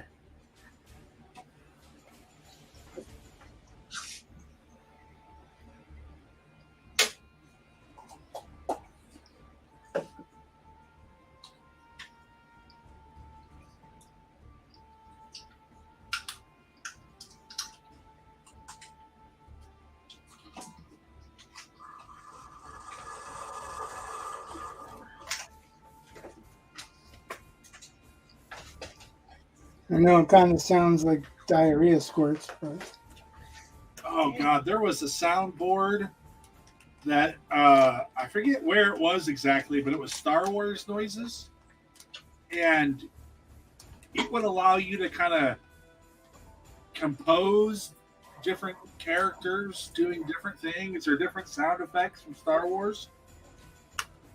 So, like, I would take like sections of Asajj Ventress like grunting as she fights with some of the worst Jabba the Hutt sounds, and like, oh gosh, it would sound like the absolute worst case of diarrhea you've ever heard. And I would make those. I would make them for my boys because they were little, and they thought that was hilarious. But sadly, I can't find that soundboard anymore. I think they took it away.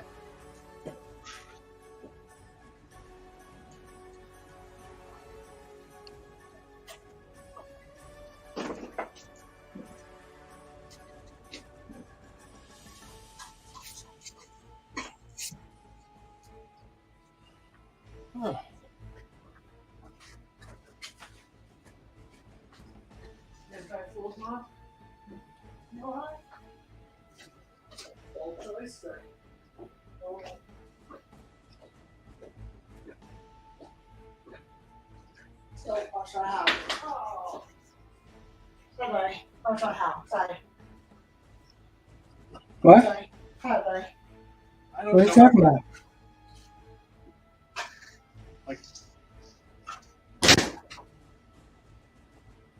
I love listening to the rhythm of the way Eli talks.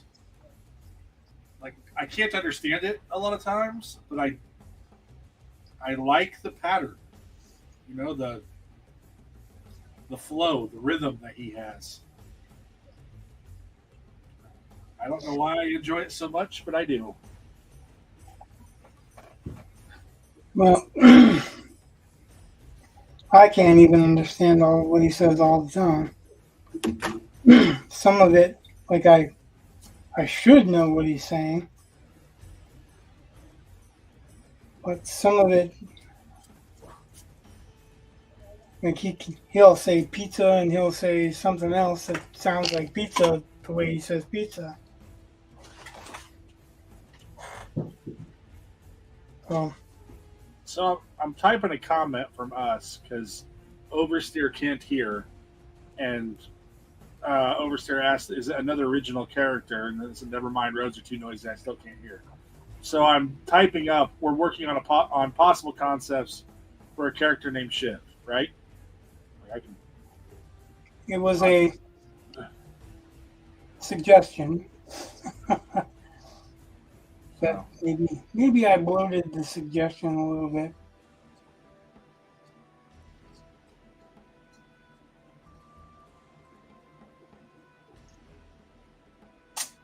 Is it not going to show? Here, okay. Wow. I'm either hot or cold tonight. It's really weird. We had a heat wave today. It was like 72. Yeah. I had the fan on lower, but it was a little bit too cold on me earlier. Now it's a little bit too hot on me. That's probably because I've got these bright ass studio lights on me. Yeah. There's a good chance that that's the case anyway.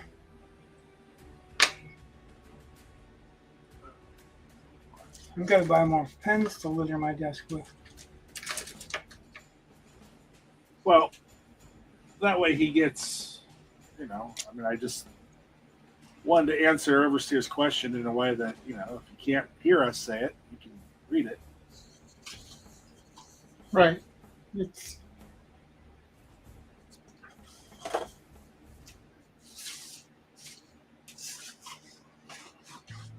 another incarnation of a character that we designed time before last. Yeah, because miscommunication last time. Last time, yeah, it was. I just went ahead and worked on another aspect of the story. But I didn't figure you needed to be here to do figured I'd do a sketch of that and see if you liked it or not at the end. If not, I'll auction the shop sketch off somewhere or whatever. If so, then we've got another character ready that's designed, and that's right. I'm gonna hide me. I'm gonna have to come up with a short nickname for him because I wouldn't want to say excommunicated every time.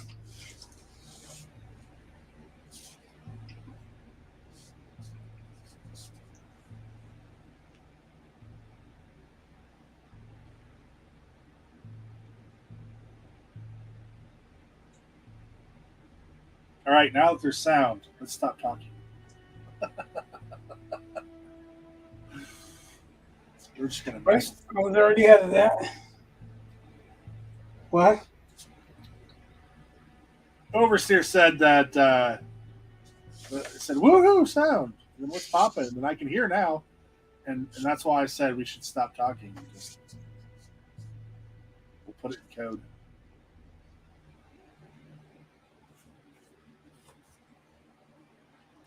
Yeah, I heard you say we should stop all the way up till we should stop talking, but I didn't hear what you said after that. Oh, it's kind of ironic.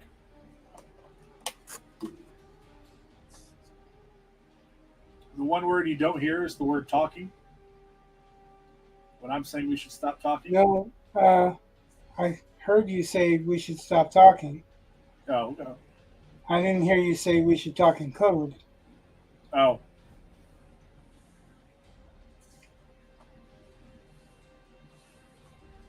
You landed in school, Oversteer?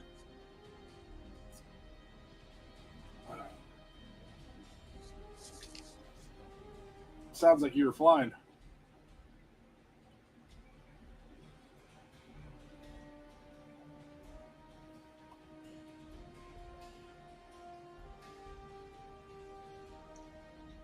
Yep, standby.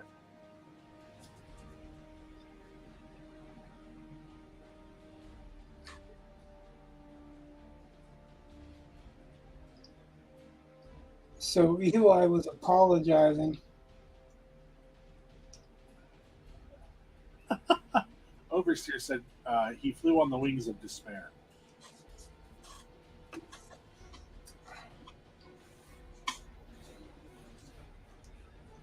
Why was Eli apologizing? Because he was calling his aunt. Yeah. He calls her every night at 9 o'clock, and he was apologizing because I think she called him or he called her, and he got up and said, "Sorry, Daddy," and went outside so that he could talk to her without it interrupting the stream. He's called me a couple times on Facebook, and I always decline, and it's not because I'm trying to be rude. I don't know, I find it a little weird talking to someone else's kid. Oh, you can talk to him. I trust you. Okay.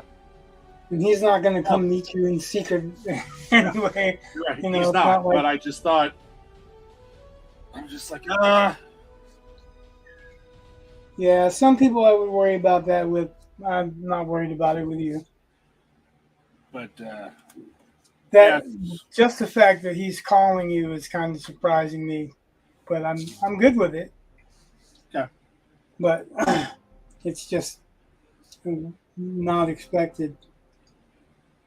He's been doing that kind of a lot lately, calling people that we're like friending people on our friends list that like it's people you may know or something like that. And, right.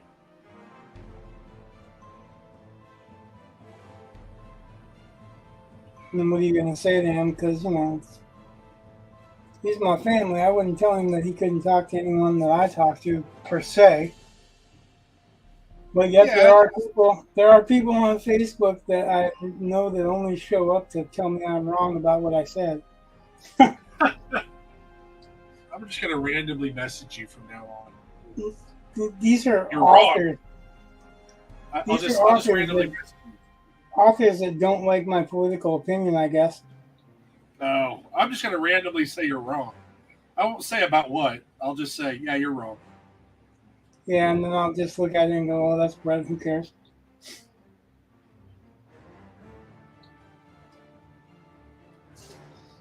Oh. You know, these people that show up on my posts to tell me that I'm wrong, they're people that, you know, what I really don't like is that they don't show up to tell me anything else. They don't show up to say, "Oh, that's funny," you know, when I post a funny meme. It's only that, "Oh, I'm wrong because I posted something that wasn't complimentary to Biden." Like, you know, you live in England. You don't even know what the fuck you're talking about when it comes to our country. Well, Oversteer said diss them, but it's actually better not to mention them.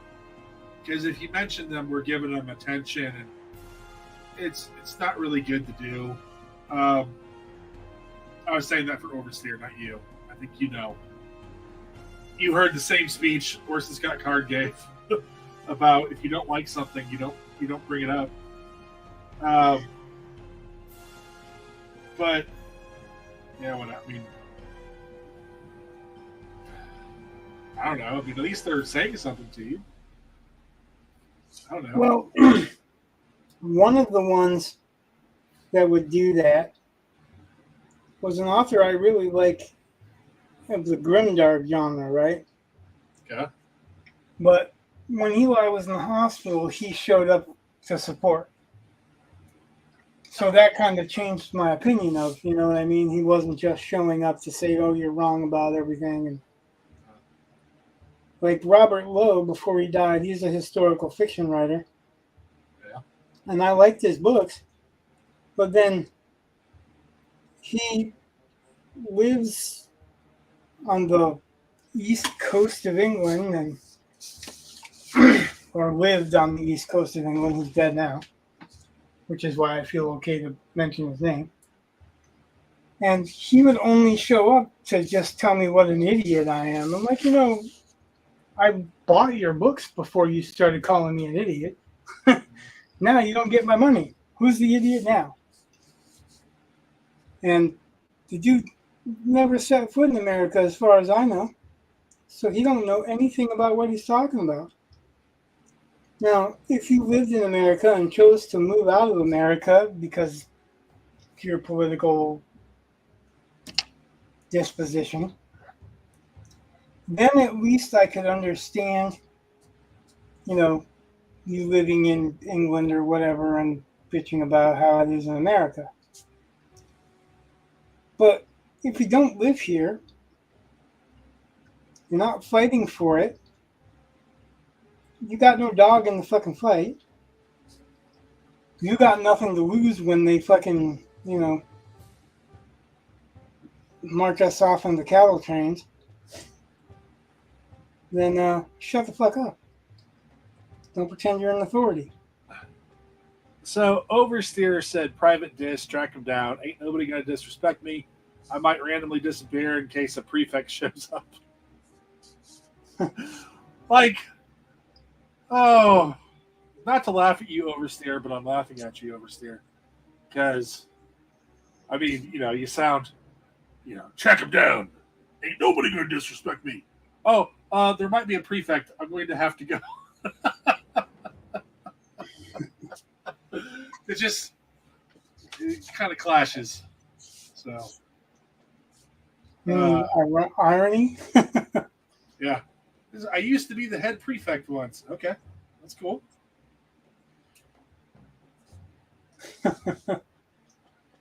I've never been in a school that had prefects, so.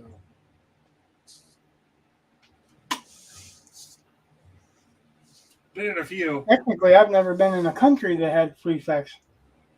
Well, I'm just saying with, because sometimes you'll see them at different schools, but not the ones around here. Management hated me, but other students loved me. Okay.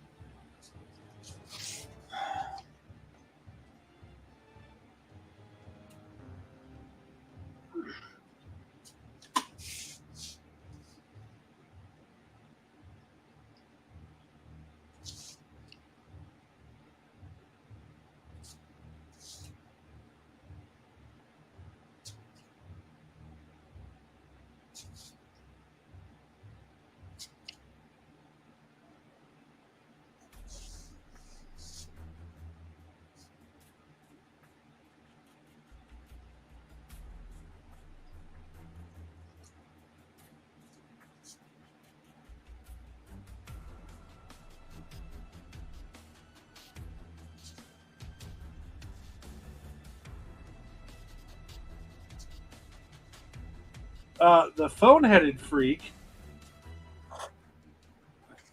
has joined us. Says, "Hey there, what you drawing?" And then Oversteer said he's drawing the future, my friend, the future. So that's cool and all, but here I will just post this again. That we're working on some concepts for character that we plan on using in our graphic novel that we're trying to make. We're trying to make the graphic novel on stream as much as we can, so people can watch us do it. Technically, people can have, they can share their opinions. So you can have some input, yeah. We might ignore your opinions, but we definitely like them. And the phone-headed freak says, "Epic!" Oh, that's cool. Thank you.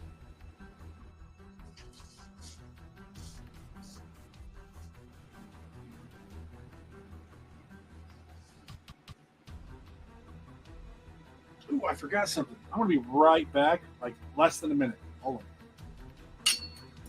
Not even turning off my microphone or anything.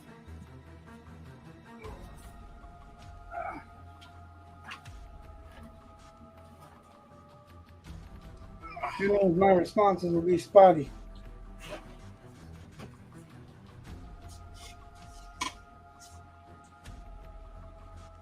All right, I'm back.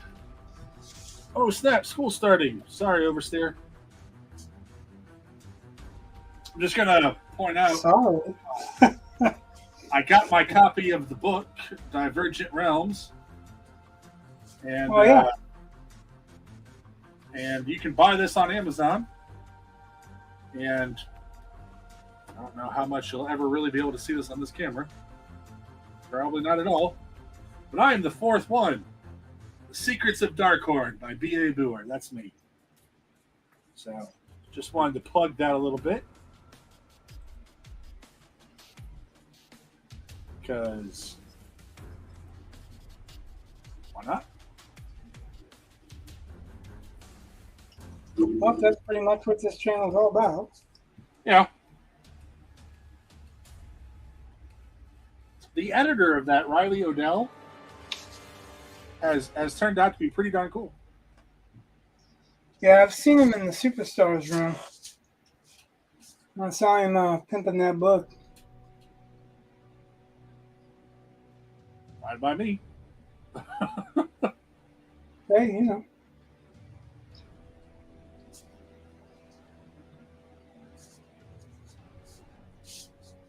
I don't have a dog in that fight.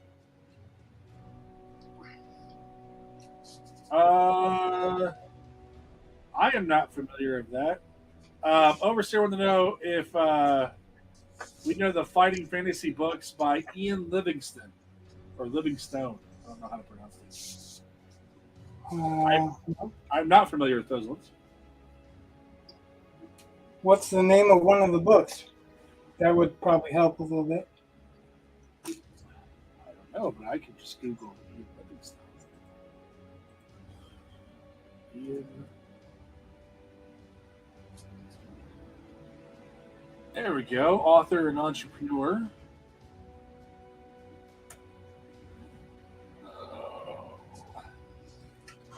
Whenever I hear author and entrepreneur, it just sounds like I'm an author because I'm selling a book about being an author.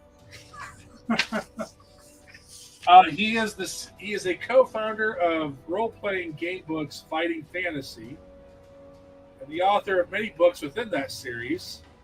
He co-founded Games Workshop in 1975 and helped create I don't know how to pronounce this, Eidos. I've seen it before, interactive.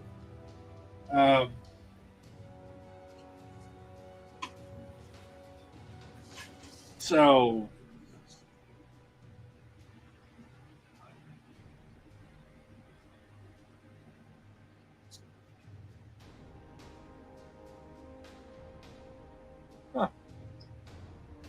So in 1980, Livingstone and Jackson began to develop the concept of the Fighting Fantasy game book series, the first volume of which, The Warlock of Firetop Mountain, was published in 1982 by Puffin Books.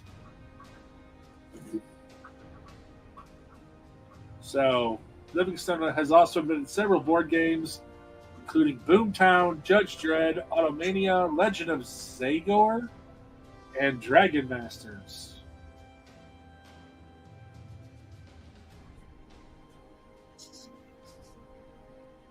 Huh. The Forest of Doom, City of Thieves, Caverns of the Snow Witch.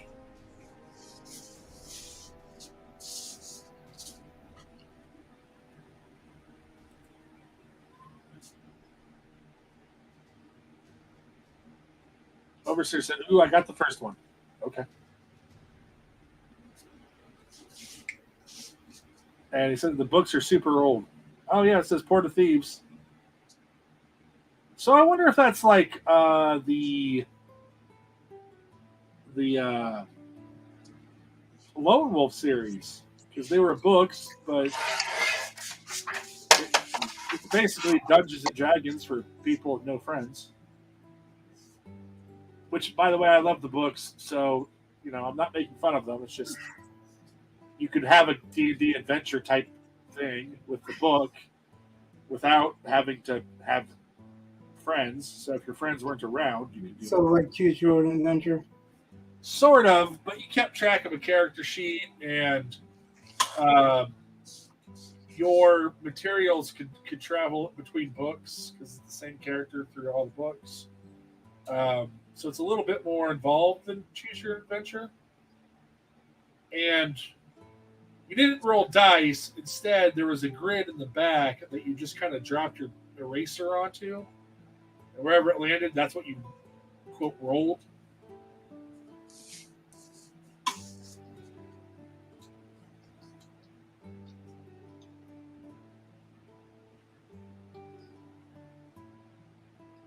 But I mean, let's face it, you're the one reading the book. You can decide whatever it is you want. Oh, I feel like dying. Or I feel like winning. It's just whatever. Appointment with Fear is my favorite, though I could never beat it. So, yeah, it sounds more like a game thing.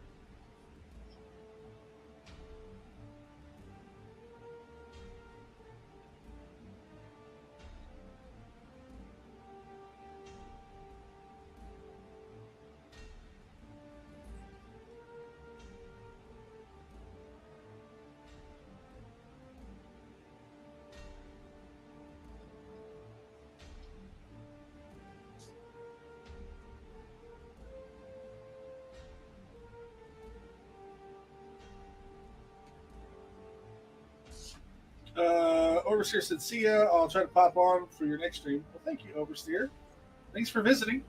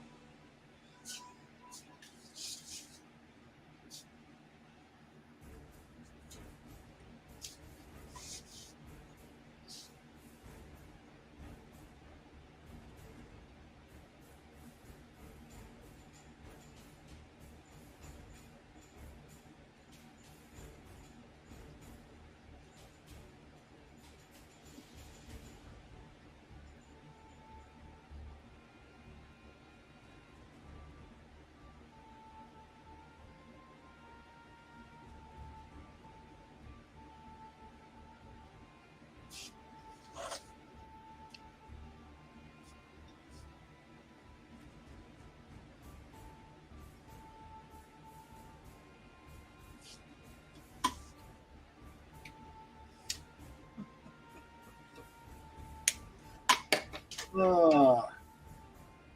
almost given him a Hitler statue. That's a shadow.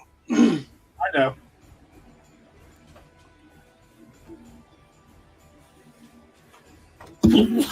Oh, dang it.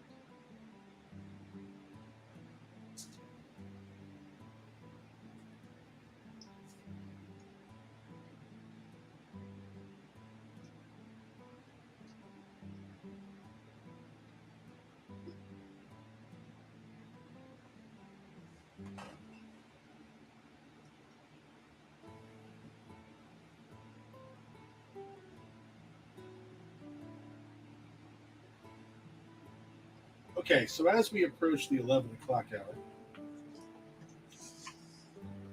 I just have a couple questions for you. The first one is I just want to make sure I clarify you don't like this design for this setting, right? What? Well, earlier when you were talking, it sounded like you don't like this design for the setting. For what? The setting.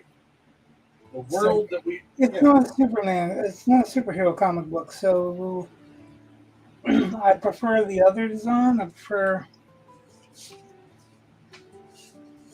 Okay. this design. And that's. I just wanted to get that settled down. Like I. Uh,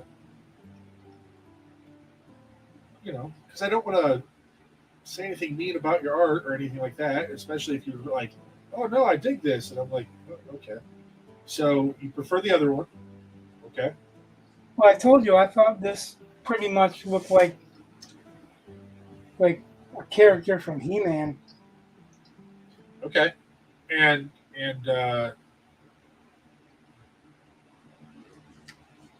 I mean, I can play around with it a little bit, but no. I'm trying to.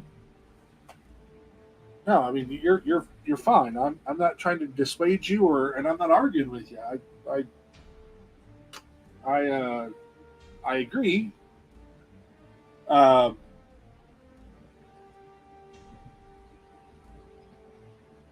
so I'm just gonna go back to what I wrote on Discord a little bit, because I said how far you want to lean or not lean into the Neo Aztec look is up to you. So I lean toward the reserved. So maybe he tends to dress in Western suits or military apparel, but has some Neo Aztec tattoos and maybe a mask. It was what I had suggested was like you leaned really into the Aztec stuff on this current design, which is a cool look, but I agree with you. I don't think it's the right look for this setting because it's just, well, that's not 100% accurate, but I agree with you. That's not really the style I was necessarily going for. I could write something where it could work, but that's not what this one is. That's not what this story is. So I agree with you. It's not the right look. But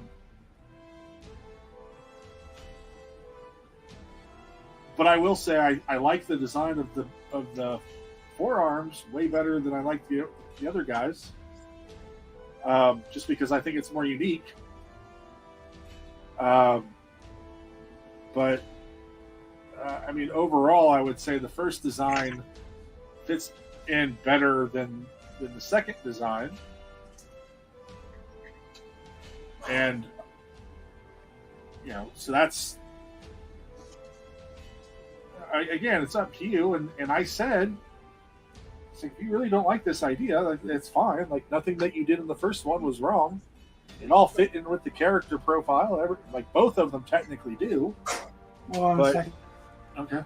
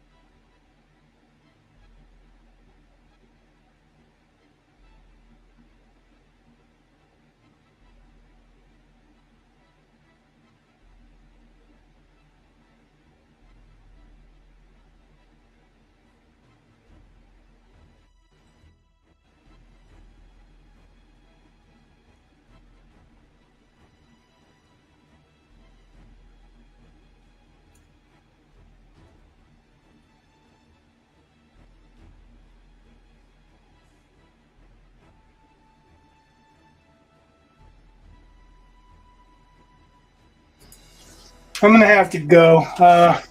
Okay. There's a tick problem, so gotta fix I that. got a tick. Okay. So I'll talk to you on the side, I guess. Okay. Everybody else that showed up and watched, good night. God bless. Much love. Yeah, I gotta go. There's something I gotta take care of. All right. Bye bye. See you. Bye.